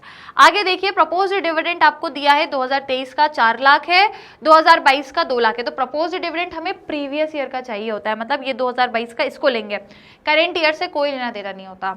Then during the current year new debentures were issued on 1 अक्टूबर। तो बेटा याद रखना, आपने डिबेंचर को इशू तो करा है पर 1 अक्टूबर को करा है, तो जब आप इंटरेस्ट दोगे डिबेंचर पे तो याद रखना अक्टूबर से मार्च तक का ही देना है केवल। ठीक है, पूरे साल का नहीं लगाएंगे। तो कैलकुलेशन जब करोगे इंटरेस्ट ऑन डिबेंचर की, तो हम इस चीज़ को ध्यान रखेंगे कि ये 1 अक्टूबर को डिबेंचर इशू हुए हैं। Is it clear to everyone? बहुत अच्छा क्वेश्चन है रिवीजन पॉइंट ऑफ व्यू से, क्योंकि इसमें बहुत सारी चीज़ें कवर हो गई हैं हमारी। तो चलिए जल्दी से सॉल्व करते हैं, पूरा अच्छे से हमारा रिवीजन हो जाएगा। लेकिन इसके लिए पहले वर्किंग नोट करेंगे, तो जितनी भी इंफॉर्मेशन हमें कैलकुलेट करनी है सब हम वर्किंग नोट में यहाँ पे करने वाले हैं। ठीक है, तो चलो फटाफट से डाल लो बेटा वर्किंग नोट्स, जिसमें हम सबसे पहला क्या बनाएंगे, इसमें 2 अकाउंट्स बनाना है, एक मशीनरी बनाना है आपको और एक प्रोविजन फॉर टैक्स बनाना है। तो सबसे पहले हम प्रोविजन ही बना लेते हैं, provision for tax, provision for tax account. अब देखिए इसमें हम लोग क्या करने वाले हैं, सबसे पहले तो बेटा एक अकाउंट बना लीजिए, आप फॉर्मेट बना लीजिए। अब इसमें क्योंकि प्रोविजन फॉर टैक्स हमारे लिए एक लायबिलिटी है, इसलिए क्रेडिट साइड पर हम क्या करेंगे, इसका बैलेंस ब्रॉट डाउन करेंगे, है ना। और यहाँ पे क्या करेंगे, इसका बैलेंस जो है वो क्लोजिंग बैलेंस यहाँ पे लिखेंगे। क्वेश्चन में आपको दिया ही होगा, बैलेंस शीट में यदि देखोगे तो ये दिया है प्रोविजन फॉर टैक्स। देखो ओपनिंग है 1,40,000 और क्लोजिंग है 2 लाख, तो यहाँ पे लिख लो 1,40,000 और यहाँ पे कितना लिखोगे।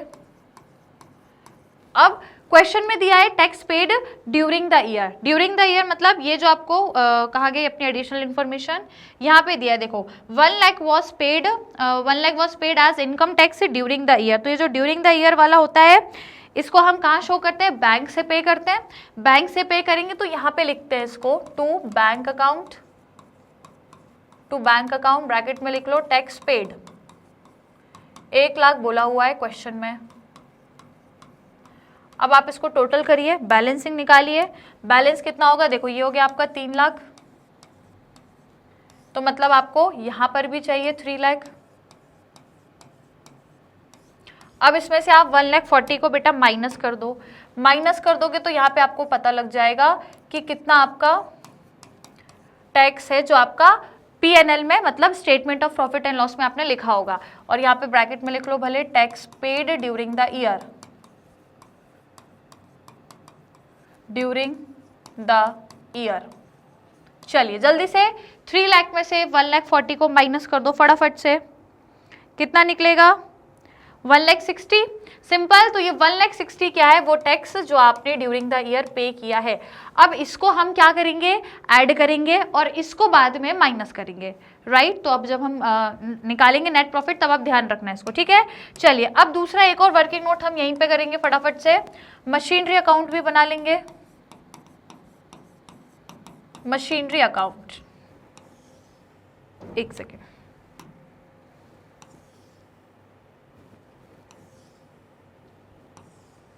तो मशीनरी एक एसेट होती है, देयरफॉर इसका जो बैलेंस होगा उसको हम डेबिट साइड पर ब्रॉट डाउन करेंगे, टू बैलेंस ब्रॉट डाउन, और यहाँ पे क्या लिखेंगे, बाय बैलेंस कैरेट डाउन। अब देखो बैलेंस आपको बैलेंस शीट में मिल ही जाएगा, तो कहाँ पे दिया होगा बेटा, बैलेंस नोट्स टू अकाउंट में देख लेते हैं पहले। नोट्स टू अकाउंट में कुछ भी नहीं है, ठीक है। तो यहाँ पर आपको मिल जाएगा प्लांट प्रॉपर्टी एंड इक्विपमेंट में, अच्छा दिया तो है वैसे, नोट नंबर 4 ये दिया है, ठीक है।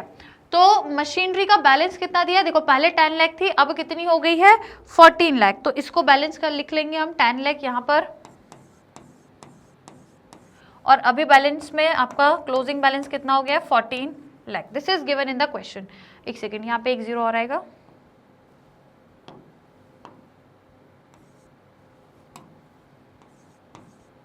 ठीक है। ये हो गया हमारा बैलेंस। अब इसके बाद आप इंफॉर्मेशन यदि देखोगे तो ड्यूरिंग द ईयर 1 लाख की मशीन थी जिसकी रिटर्न डाउन वैल्यू है 40,000 और उसको आपने 70,000 में बेचा है। तो 70 में बेचा है तो पहले तो यहाँ पे लिख लो जो सेल वैल्यू है बाय बैंक अकाउंट, ब्रैकेट में लिख लो सेल, कितने में किया आपने 70,000 में। 70,000 में आपने उस मशीन को सेल कर दिया, ठीक है। अब यदि यहाँ पर क्वेश्चन में देखें तो आपसे बोला है डेप्रिसिएशन जो है वो 25% है प्लांट एंड मशीनरी पे। तो 25% मतलब प्लांट एंड मशीनरी चार्ज करना है, प्लांट एंड मशीनरी के ओपनिंग वैल्यू पर 25% डेप्रिसिएशन है। तो प्लांट एंड मशीनरी की ओपनिंग वैल्यू कितनी है बेटा 10 लाख है, 10 लाख का 25% कितना होता है 2.5 लाख, ठीक है। तो यहाँ पर हम इसमें डेप्रिसिएशन लिखेंगे बाय डेप्रिसिएशन अकाउंट, मैं यहाँ पे ब्रैकेट में लिख देती हूँ 25% ऑफ 10 लाख कितना होगा 2,50,000। कोई दिक्कत कोई समस्या, कितना हो जाएगा बेटा 2,50,000, इसको और अपन यहाँ लिख देते हैं 2,50,000। कोई दिक्कत कोई समस्या, क्लियर हुआ यहाँ पे। अब यदि यहाँ पे हम देखें कि हमें प्रॉफिट या लॉस है क्या है, तो देखो सिंपल सी बात है, यदि मशीन 1 लाख की थी, डेप्रिसिएशन लगाने के बाद उसकी रिटर्न डाउन वैल्यू जो है वो 40,000 थी, लेकिन 40,000 की चीज को आपने 70,000 में बेचा है तो आपको प्रॉफिट ही हुआ है, जाहिर सी बात है। और कितने का प्रॉफिट हुआ है 30,000 का, है ना। 70 में से 40 माइनस कर दो तो 30,000 आएगा, तो प्रॉफिट है। तो यहाँ पे लिखेंगे to profit and loss account, कितना 30,000 का आपको प्रॉफिट हो गया, राइट। अब आप इसको कैलकुलेट कर लो, बैलेंसिंग निकाल लो, यहाँ पे आपको पता लगेगा कि आपने उस मशीन को परचेज कितने में किया था, परचेज या फिर आपका बैलेंसिंग फिगर से आप जो कैलकुलेट करोगे। चलिए जल्दी से उस साइड पर बताओ कितना आ रहा है 14 लाख, 2,50,000 एंड 70,000 को ऐड करोगे तो कितना आएगा 17,20,000 आ रहा है क्या, ठीक है। यहाँ पर आएगा आपका 17,20,000, राइट। अब यहाँ पे है तो बेटा यहाँ पर भी इतना ही आना चाहिए, दैट इज 17,20,000। अब आप क्या करो इसको, ये कितना हो जाएगा फिर 13 हो जाएगा आपका, 13 लाख हो जाएगा, नहीं 13 नहीं होगा, 10,30,000 होगा। अब क्या करो इसको इसमें से माइनस कर दो और फिर आपको परचेज वैल्यू पता लग जाएगी। फटाफट से मुझे माइनस करके बताओ कितना आएगा, कितना आएगा 6,90,000, ठीक है। ये आपको मिलेगा 6,90,000, एक सेकेंड सही 1 2 3 4, हाँ ये 10 लाख था और ये 30,000 है, ठीक है। तो ये आपका कितना बन जाएगा 10,30,000 माइनस करोगे तो 6,90,000 आपका निकल कर आ जाएगा। कोई दिक्कत कोई समस्या, डन। तो ये आपका बैलेंस आ गया, आपको परचेज पता लग गया कितने का हुआ है 6,90,000 मशीनरी की परचेज वैल्यू है। अब इन सबको ध्यान रखना जब हम क्वेश्चन करेंगे। अब आइए स्टूडेंट्स वर्किंग नोट नंबर 3 बनाएंगे जिसमें हम क्या कैलकुलेट करेंगे नेट प्रॉफिट। तो सबसे पहले इसके लिए आपको क्या चाहिए profit during the year, profit during the year. तो प्रॉफिट ड्यूरिंग द ईयर यदि देखोगे तो यहाँ पे आपको मिल जाएगा, सरप्लस दिया है इन्होंने, सरप्लस जो है देखो जनरल रिजर्व भी है तो ये ऐड होगा, और डिविडेंड भी है कुछ तो वो भी ऐड होगा। अब देखो सरप्लस दिया है पहले 1,20,000, अब 2 लाख, तो ये क्लोजिंग में से ओपनिंग माइनस हो जाएगा, मतलब 2 लाख माइनस 1,20,000, तो कितना आएगा, माइनस करोगे तो 80,000 आ गया। अब इसमें बेटा क्या करो, जो भी आपको रिजर्व्स है, डिविडेंड है या फिर टैक्स है जो अभी हमने निकाला, ये सारी चीजों को हम एडजस्ट करेंगे। तो सबसे पहले कर लो जनरल रिजर्व,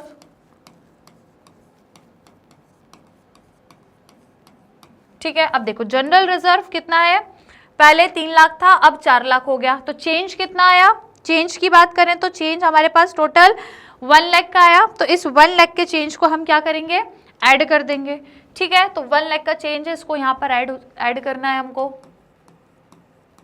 उसके बाद देखो आई थिंक प्रपोज या कुछ डिविडेंड भी दिया हुआ था क्वेश्चन में, हाँ यहाँ पे दिया है, यहाँ पे तो नहीं है ना, इनकम टैक्स है, ये तो हम देंगे ही सही ना। प्रपोज डिविडेंड जो है आपका प्रीवियस ईयर का, ये नहीं लेना है 2023 का नहीं, प्रीवियस 2022 का ओपनिंग लेंगे, तो कितना है 2 लाख इस 2 लाख को भी ऐड करेंगे, ऐड कर दो प्रपोज्ड डिविडेंड, कौन सा, प्रीवियस ईयर वाला, प्रीवियस ईयर का कितना दिया है 2 लाख, इसको भी ऐड करना पड़ेगा,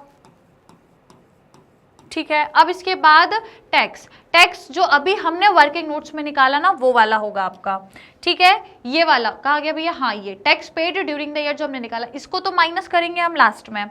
अभी जो हमारा प्रोविजन फॉर टैक्स है वो कितना ऐड होगा, 1,60,000 हम ऐड कर देंगे। तो बेटा यहाँ ऐड कर दो प्रोविजन फॉर टैक्स,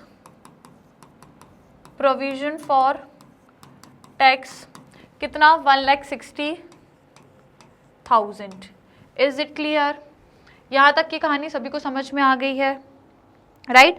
अब इन सबको ऐड करोगे, देखो और कोई चीज तो है नहीं, एक बार हम देख लेते हैं। वैसे तो आई थिंक इतना ही दिया था, डिविडेंड हो गया, रिजर्व हो गया हमारा, और उसके अलावा टैक्स भी हो गया, कोई एक्स्ट्रा ऑर्डिनरी चीज है नहीं। तो बस इतनी ही चीजें हैं जो हमको करनी है। तो चलो ऐड करके मुझे बताओ कितना आएगा, कितना आ जाएगा ये 8, ये हो जाएगा आपका 4 और 2, 3, 4, 5,40,000। क्या सभी का इतनी आ रहा है, क्या सभी का नेट प्रॉफिट 5,40,000 आ रहा है, राइट। तो ये हमारे लिए क्या हो जाएगा, वर्किंग नोट्स में हमने जो कैलकुलेट किया that is net profit before tax and extraordinary items. Clear, done डना डन डन, यहाँ तक की कहानी क्लियर है। अब हम बना लेते हैं बेटा इसमें कैश फ्लो। तो यहीं पर स्टार्ट कर दे क्या, चलो यहीं से स्टार्ट कर देते हैं, या चलो नेक्स्ट स्लाइड पे बना लेते हैं, कोई दिक्कत नहीं, यहाँ से स्टार्ट करते हैं ना। लिख लेते हैं बेटा सबसे पहले कैश फ्लो स्टेटमेंट, और यदि क्वेश्चन बेटा समझ आ रहा है तो लाइक शेयर जरूर कर देना, ठीक है। लाइक शेयर करते रहना, दोस्तों को भी शेयर कर देना सभी को। चलो तो सबसे पहले नंबर ए क्या कैलकुलेट करेंगे हम, cash flow from operating activity, जिसके लिए सबसे पहले नेट प्रॉफिट लिखते हैं जो ऑलरेडी हम कैलकुलेट कर चुके हैं। तो डायरेक्टली यहाँ पे मेंशन करेंगे net profit before tax and extraordinary items. अभी निकाला 5,40,000 आया, तो उसको यहाँ पे लिख लो 5,40,000। अब इसमें हम क्या करेंगे, जो भी नॉन कैश या नॉन ऑपरेटिंग आइटम्स है उनका एडजस्टमेंट करेंगे। तो डेप्रिसिएशन दिया ही है सबसे पहले, है ना। तो डेप्रिसिएशन क्वेश्चन में बोला था 25% बोला था मशीन पे निकालना था, तो वो हमने ऑलरेडी निकाल ही चुके थे।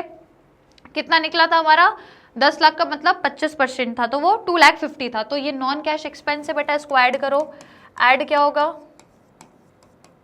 डेप्रिसिएशन एक नॉन कैश एक्सपेंस है, 25% ऑफ 10 लाख मतलब 2,50,000। इसके बाद और कोई हमारे पास एक वो है, हमने अभी वर्किंग नोट में बनाया, मशीन को सेल किया ना तो प्रॉफिट है, तो मशीन को सेल करा प्रॉफिट हुआ, और प्रॉफिट काय के अंदर आता है आपका, जल्दी बताओ, एक नॉन ऑपरेटिंग इनकम। तो ये नॉन ऑपरेटिंग इनकम है, इसको हम क्या कर देंगे, इसको तो माइनस कर देंगे, ठीक है। इसको क्या करना है, माइनस। लेकिन पहले प्लस वाली चीजों को देख लेते हैं। तो प्लस में हमारे पास डिबेंचर्स है तो भैया उस पर इंटरेस्ट, ये हमारे लिए नॉन ऑपरेटिंग एक्सपेंस है। तो डिबेंचर्स हमारे को कहाँ मिलेंगे बेटा, यहाँ मिलेंगे। देखो 10% डिबेंचर है तो बेटा पहले तो थे नहीं, अभी है 4 लाख, तो 4 लाख पे आपको 10% देना है बस। तो ये आपके लिए एक नॉन ऑपरेटिंग एक्सपेंस है, इसको हम क्या कर देंगे, प्लस करेंगे। कहाँ गया भैया, इधर है। चलो क्या करना है बेटा, प्लस करना है आपको 10% इंटरेस्ट, 10% इंटरेस्ट ऑन डिबेंचर, मतलब आपको निकालना है 10% ऑफ 4 लाख, तो कितना होगा 40,000। ये प्लस करोगे तो ये कितना आ जाएगा 29, मतलब 2,90,000 प्लस कर दो बेटा, कितना हो जाएगा आपका ये 6, 7, 8,30,000, राइट। 8,30,000 आ गया। अब इसके बाद हम माइनस क्या करेंगे, जो हमारे पास नॉन ऑपरेटिंग इनकम है उसको हम क्या कर देंगे, माइनस कर देंगे, ठीक है।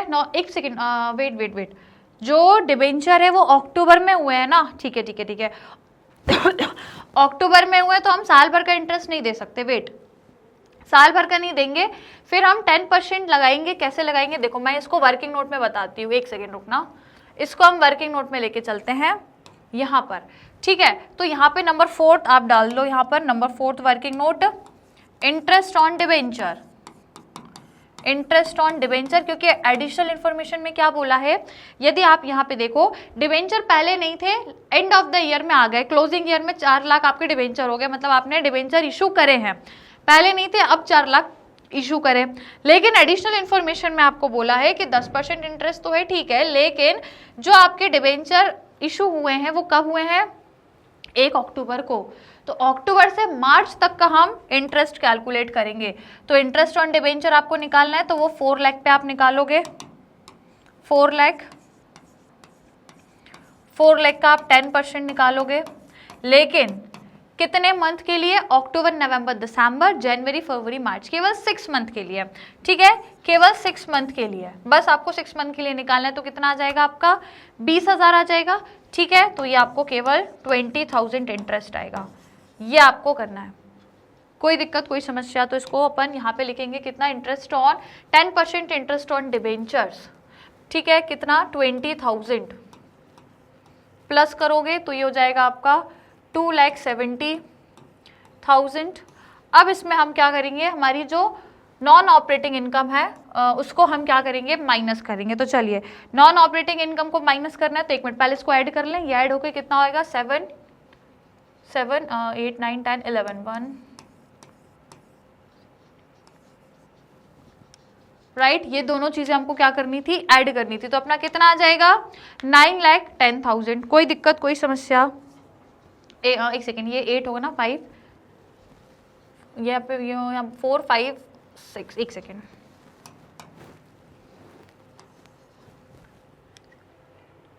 वन 1, 5, 6, 7, 8, ठीक है, 8,10,000। अब इसमें हम क्या करने वाले हैं, माइनस करेंगे जो हमको क्या हुआ है, प्रॉफिट हुआ है, ये हमारे लिए नॉन ऑपरेटिंग इनकम है, तो उसको माइनस करेंगे। Profit on sale of machinery, profit on sale of machinery, जो अभी हमने क्वेश्चन में निकाला कितना था, 30,000 है ना। ये देखो यहाँ पे हमने वर्किंग नोट में कैलकुलेट किया है, profit on sale of machinery कितना है, 30,000 है। तो इस 30,000 को माइनस करना पड़ेगा, तो इसको यहाँ से हम माइनस कर देंगे, तो ये आपका कितना आ जाएगा 0, 0, 0, 0 और ये 4 और ये 7,40,000। क्लियर, ये आ गया आपका operating profit before working capital changes. कोई दिक्कत, कोई परेशानी यहाँ तक किसी को भी, एवरीथिंग इज क्लियर, 3, 4, ठीक है। अच्छा एक सेकेंड, ये माइनस, हाँ मैंने माइनस ही किया है ना, राइट। चलिए तो यहाँ तक की कहानी सभी को क्लियर है। एक सेकेंड रुको, ये 3, 4, 5, 6, 7, 8, 9, 10, 8 होगा ना, ये 8 हो जाएगा और ये 7,80,000 आएगा, ठीक है। चलो अब ये हमारे पास आ गया ऑपरेटिंग प्रॉफिट, इसको हम यहाँ लिख लेते हैं, ऑपरेटिंग प्रॉफिट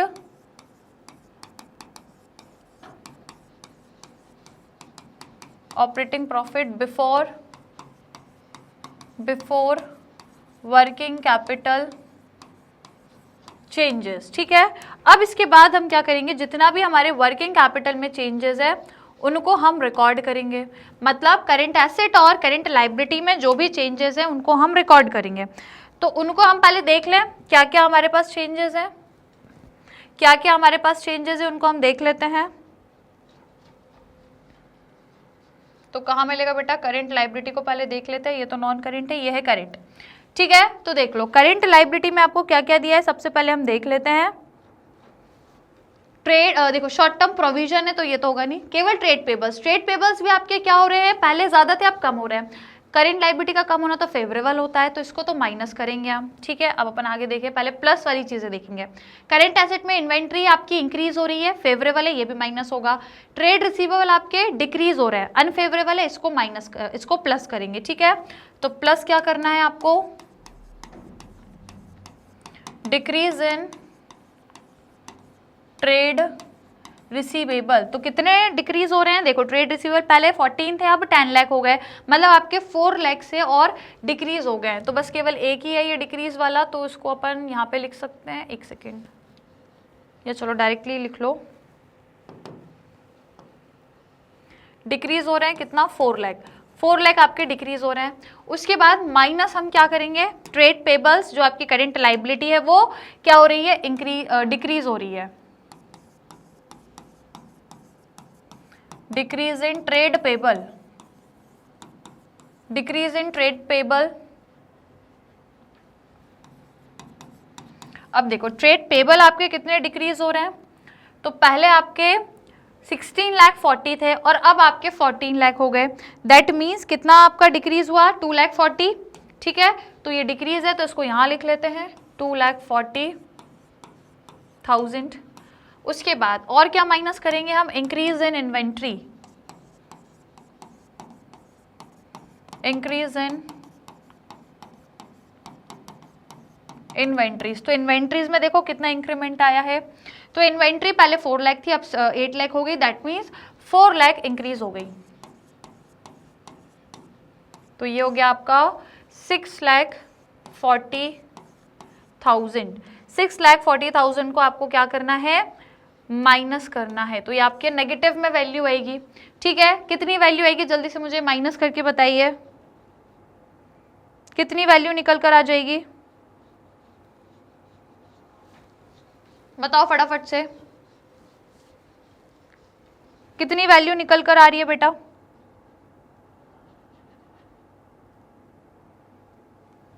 अच्छा इसको हमने ऐड नहीं किया ना, एक सेकेंड रुको, ये प्रॉफिट हमको 30 था, उसके बाद हमने इसको किया तो 7,80,000 हो गया। एक काम करो, इसको पहले प्लस कर लो, इसको पहले अपन प्लस कर लेते हैं, उसके बाद अपन ये लिखेंगे। ठीक है, तो इसको अपन थोड़ा नीचे पहुंचा देते हैं, अभी इसको पहले प्लस कर लेते हैं, इसको हमने प्लस नहीं किया, तो इसको प्लस करोगे तो ये कितना होगा, ये प्लस होगा 8,780। ठीक है, अब इसको करेंगे तो इसको अपन थोड़ा सा ना नीचे शिफ्ट कर लेते हैं।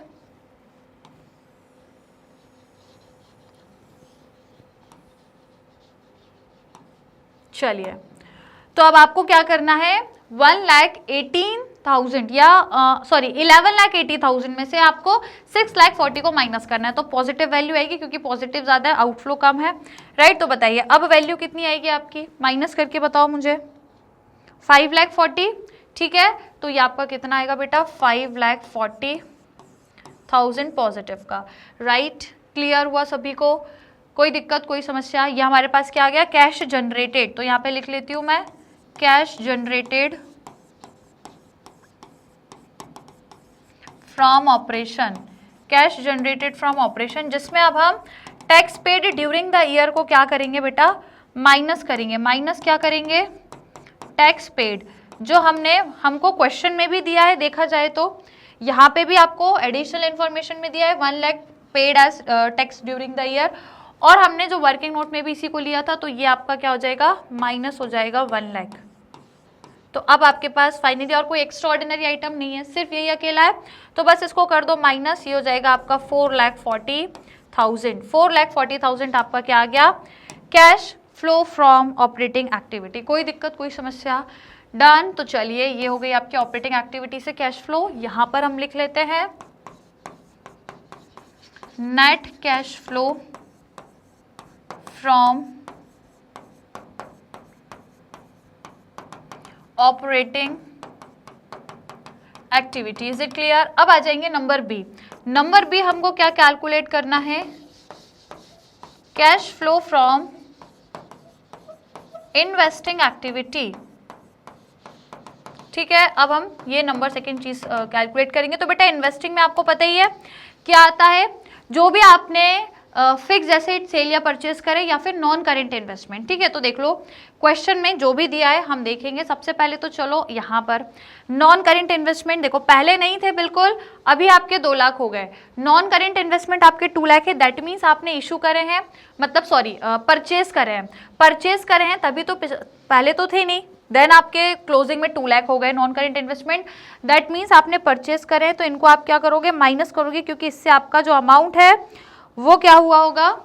एक सेकेंड रुको, हाँ, इससे जो आपका अमाउंट है वो क्या हुआ होगा? आउटफ्लो हुआ होगा। ठीक है, तो इसको हम माइनस करेंगे, लेकिन जो प्लस करना है पहले वो देख लेते हैं। तो हम प्लांट प्रॉपर्टी इक्विपमेंट में चलेंगे यदि, तो यहाँ पे हमारे पास plant and machinery and land and building. तो देखो यहाँ पर क्वेश्चन में हमको प्लांट एंड मशीनरी का तो हमने अकाउंट बनाया, जिसमें हम देख लेंगे जो भी इंफॉर्मेशन है हमारे पास। तो देखो इन्फॉर्मेशन हमारे पास सेल की है, बाकी यदि आप देखोगे लैंड एंड बिल्डिंग, तो ये भी आपने पहले 8 लाख की थी, अब 12 लाख हो गई, तो आपने लैंड एंड बिल्डिंग भी खरीदी है तो आउटफ्लो होगा, इन्वेस्टमेंट भी खरीदे हैं तो भी आउटफ्लो होगा, मशीनरी भी हमने परचेज भी की है तो आउट, लेकिन सेल की वैल्यू भी पता है हमको, तो जो सेल करा है तो उससे तो पैसा आएगा हमारे पास, तो उसको हम ऐड करेंगे। ऐड क्या करोगे आप? सबसे पहले सेल ऑफ मशीनरी, और ये हमने यहाँ पे लिखा हुआ है, देखो हमने यहाँ पे कैलकुलेट किया है sale of machinery. Machinery sale कितना? 70,000 में हुई है, और परचेज कितने में हुई है? 6,90,000। ठीक है, सेल हुई है 70,000, इतना इनफ्लो हुआ, और हमको खरीदी थी 6,90,000 में, तो ये हमारा आउटफ्लो है। तो सबसे पहले मशीन को सेल करा तो कितने रिसीव हुए? 70,000। उसके बाद इसमें हम माइनस क्या करेंगे? Purchase of machinery, purchase of machinery. तो मशीनरी को हमने परचेज कितने में किया था? माइनस हो जाएगा 6,90,000। ठीक है, और इसके अलावा हमने 2 चीजें और परचेज करी हैं, जैसे कि purchase of land and building और investment. Purchase of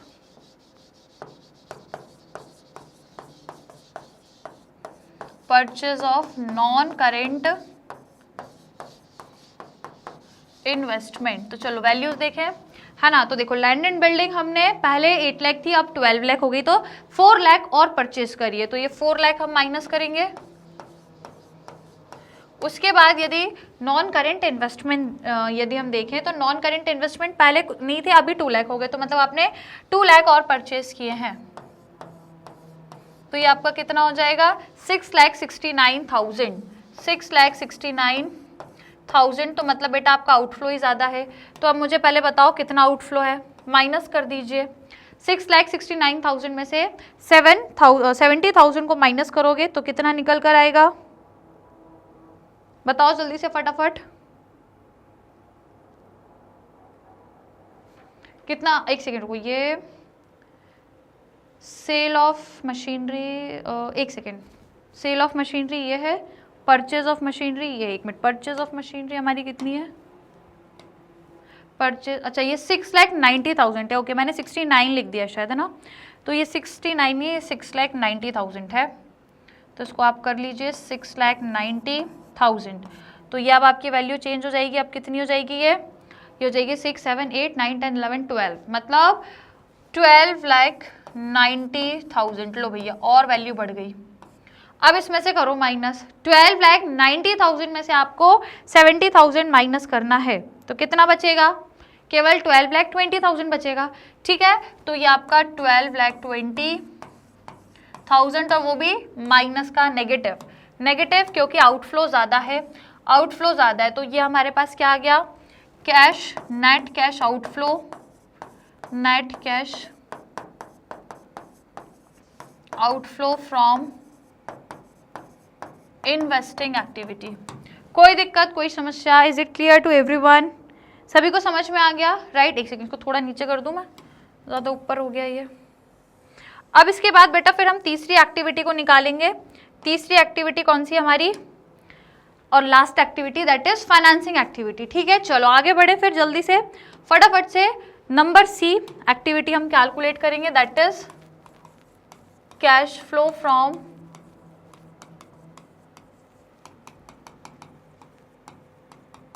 financing activity. तो फाइनेंसिंग एक्टिविटी मतलब शेयर कैपिटल या फिर डिबेंचर्स, लॉन्ग टर्म बोरोइंग, जो भी आपने इशू या रिडीम करी उनसे रिलेटेड। ओके, तो देखो शेयर कैपिटल देखे तो बेटा पहले 16 थी, अभी 20 हो गई है, और इसका वर्किंग नोट है, तो एक बार इसको नोट्स टू अकाउंट भी है वो भी देख लेते हैं। नोट्स टू अकाउंट ये दिया है कि आपने issue, subscribe and paid up capital, equity share 100 इश, ठीक है भैया। तो पहले 16 थी, अब 20 हो गई, तो मतलब आपने 4 लाख 4 लाख आपने क्या की है और शेयर्स को इशू किया है। ठीक है, उसके अलावा चलो पहले इसको ही लिख लेते हैं हम, इशू ऑफ शेयर कैपिटल या फिर इशू ऑफ शेयर्स। तो इशू किया हमने शेयर्स को कितना, 4 लाख। इसके अलावा यदि आप क्वेश्चन में देखें तो डिबेंचर्स भी आई थिंक हमने इशू करे हैं ना, कहाँ दिया है बेटा डिबेंचर्स, लॉन्ग टर्म बोरिंग, देखो 10% डिबेंचर पहले नहीं थे, अभी आपने और इशू करे तो 4 लाख, 4 लाख और आपने इशू करे तो वो भी इनफ्लो होगा, पैसा आपके पास आएगा, तो इसमें और ऐड कर देंगे हम, प्लस इशू ऑफ डिबेंचर्स कितना, 4 लाख, ये भी 4 लाख है। ठीक है, इसके अलावा और कोई बोरिंग वगैरह तो नहीं दिए क्वेश्चन में, लॉन्ग टर्म बोरिंग ये हमने लिख ही लिया है, कोई आपका शॉर्ट टर्म बोरिंग भी नहीं है, और कुछ एनीथिंग प्रोविजन वगैरह ये सब नहीं है। ठीक है, तो अब ये आपका इनफ्लो केवल इतना ही है, तो इनफ्लो कितना हो गया अपना, 8 लाख हो गया। अब इसमें जो आपको आउटफ्लो हुआ है, तो आउटफ्लो सबसे पहले तो क्या होगा, इंटरेस्ट जो हमने पे किया, ठीक है, 10% इंटरेस्ट ऑन डिबेंचर्स, तो वो हमारा 20,000 था। 4 लाख का 10% 40,000, लेकिन सिर्फ 6 महीने के लिए, तो वो 20,000। तो यहाँ पे हम माइनस कितना करेंगे, 20,000, ये माइनस होगा। अब इसके अलावा देख लो और कुछ डिविडेंड वगैरह भी हमने दिया हुआ है, आई थिंक डेप्रिसिएशन था ड्यूरिंग द ईयर, कॉस्ट ये हो गया, इनकम टैक्स तो आएगा नहीं ना। प्रपोज डिविडेंड प्रीवियस ईयर का 2 लाख, ये भी हमने पे किया प्रपोज डिविडेंड 2 लाख, तो इसको भी बेटा क्या करेंगे, माइनस कर देंगे। तो माइनस कर दो प्रपोज डिविडेंड,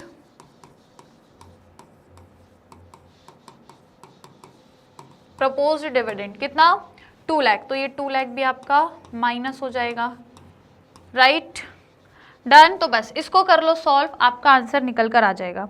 फटाफट से इसको सॉल्व कर लो। तो ये टोटल कितना हो रहा है, 2,20,000 हो रहा है, तो बस इस 2,20,000 को क्या करना है,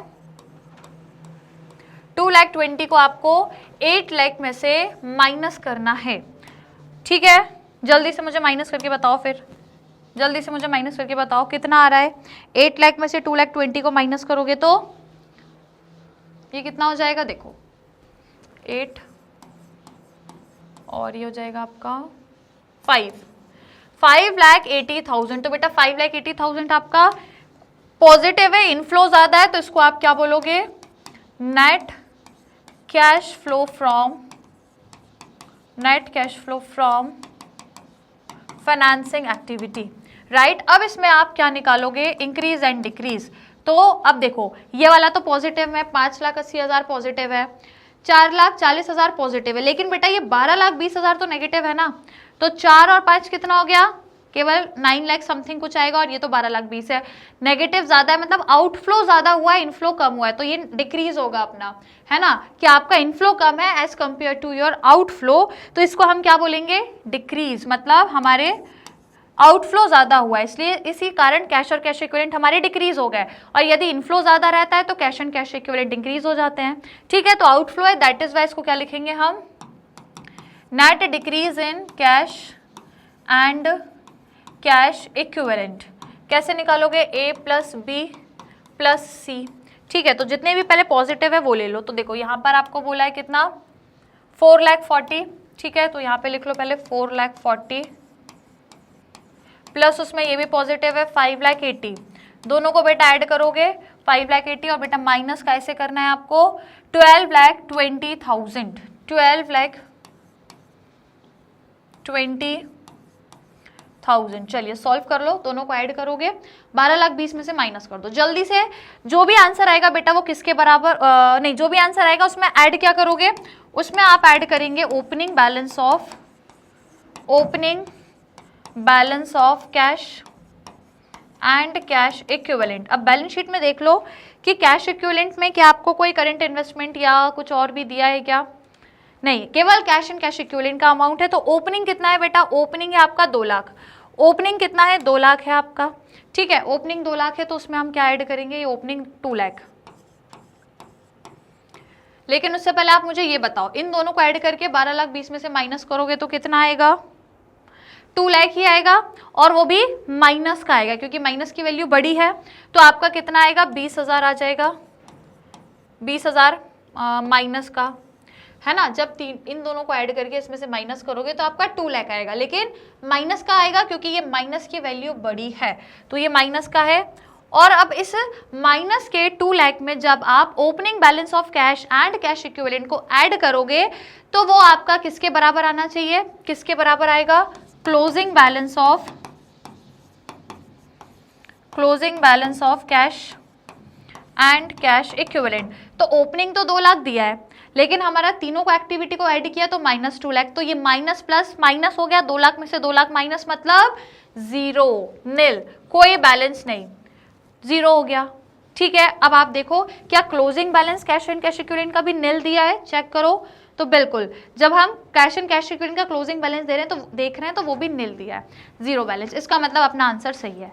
क्लियर हो गया सभी को, बढ़िया से क्वेश्चन समझ में आया बढ़िया तरीके से, राइट, डन। चलो इसका आप जल्दी से अब स्क्रीनशॉट ले लो फटाफट से, पूरा सॉल्यूशन वर्किंग नोट से सीक्वेंस में आप लोग स्क्रीनशॉट ले लो जल्दी से, डन, ले लिया। चलो उसके बाद ये वाला डन, ठीक है, उसके बाद ये आपका सॉल्यूशन डन। चलो उसके बाद ये आपका रिमेनिंग सॉल्यूशन डन। बेटा ले लिया सभी ने स्क्रीनशॉट, कोई दिक्कत कोई समस्या, is it clear to everyone, समझ में आया। और यदि आपको डिटेल में क्वेश्चंस करने हैं बहुत सारी, और यदि प्रैक्टिस करनी है तो आप डिटेल वीडियोस में जाओ, बहुत सारे क्वेश्चंस मैंने कराए हैं आपको कैश फ्लो स्टेटमेंट के, तो आप वहां से देख सकते हो, राइट। तो चलिए स्टूडेंट्स, इसी के साथ हमारा आज का सेशन ओवर होता है और इसी के साथ हमारा क्लास 12th अकाउंटेंसी का सिलेबस भी कंप्लीट होता है यहीं पर। जी हाँ बिल्कुल, हम लोगों ने हमारे पूरे 13 चैप्टर को कंप्लीट कर लिया है, डिटेल में भी हमने चैप्टर्स को पढ़ा और हर एक चैप्टर का हम लोगों ने रिवीजन भी किया। तो ये हमारा लास्ट चैप्टर था जिसको मैं डिटेल में भी पढ़ा चुकी हूँ, और आज इसका मैंने कंप्लीट चैप्टर रिवीजन आपको दोनों पार्ट्स में प्रोवाइड करा दिया है, राइट। तो इसी के साथ क्लास 12th अकाउंट्स का syllabus is completed now, and even chapters की रिविजन्स भी मैंने कंप्लीट करा दिए। तो बेटा पूरा सिलेबस हो गया है, बस अब आप लोग बढ़िया से एग्जाम्स के लिए रेडी हो जाइए और अपने एग्जाम्स में अपना 101% देकर आइएगा, ठीक है। चलिए तो सेशन अपना ओवर होता है, जल्दी से अब क्या करना है, सभी को लाइक एंड शेयर करना है।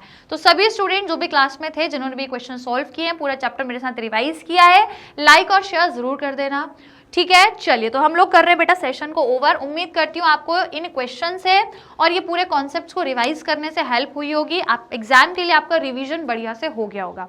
ओके, तो चलिए फिर सेशन को वाइंड अप करते हैं। उससे पहले मैं आपको बता दूं कि जो हमारा चैनल है मैग्नेट ब्रेन्स, वो आप सभी को प्रोवाइड कराता है 100% free as well as high quality education. बिल्कुल, यहाँ पर हम आप लोगों को सीबीएसई बोर्ड के अलावा अदर स्टेट बोर्ड के कोर्सेज भी प्रोवाइड कराते हैं, जैसे कि दिल्ली, बिहार, यूपी, एमपी और Rajasthan board.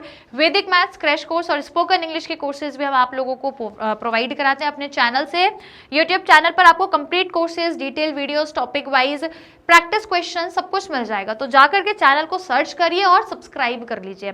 Mobile app also you can download, otherwise website पर भी कंप्लीट कोर्सेज अवेलेबल है एब्सोल्युटली फ्री ऑफ कॉस्ट में, आप एक्सप्लोर कर सकते हो। और यदि आप e books, e notes avail करना चाहते हैं तो उसके लिए लिंक डिस्क्रिप्शन बॉक्स में है, वहां से आप अवेल कर सकते हो। और यदि अदर सोशल मीडिया प्लेटफॉर्म आप यूज करते हो जैसे YouTube, Facebook, Instagram, Twitter and WhatsApp, तो यहाँ पर आप हमें फॉलो करके अपनी लर्निंग को और भी इंटरेस्टिंग एंड और भी अमेजिंग आप बना सकते हैं। तो जरूर से फॉलो करिएगा। फिलहाल जल्दी से आज के सेशन को लाइक और शेयर कर दो, चैनल को सब्सक्राइब कर देना, ठीक है। तो बेटा इसी के साथ हमारा पूरा सेशन भी कंप्लीट, सिलेबस भी कंप्लीट। तो बस अब एग्जाम के लिए तैयार हो जाइए, एग्जाम्स को आपको देना है। ऑल द बेस्ट आप सभी को। मिलेंगे हम लोग फिर कभी किसी दूसरे नए सेशन में, और नए जो भी हमारा कॉन्सेप्ट रहेंगे अकाउंट से रिलेटेड, फिर से मिलेंगे नेक्स्ट सेशन में, इसी चैनल, इसी प्लेटफॉर्म मैग्नेट ब्रेन्स पर। तब तक के लिए अपना ध्यान रखिए। Bye bye, take care and keep learning.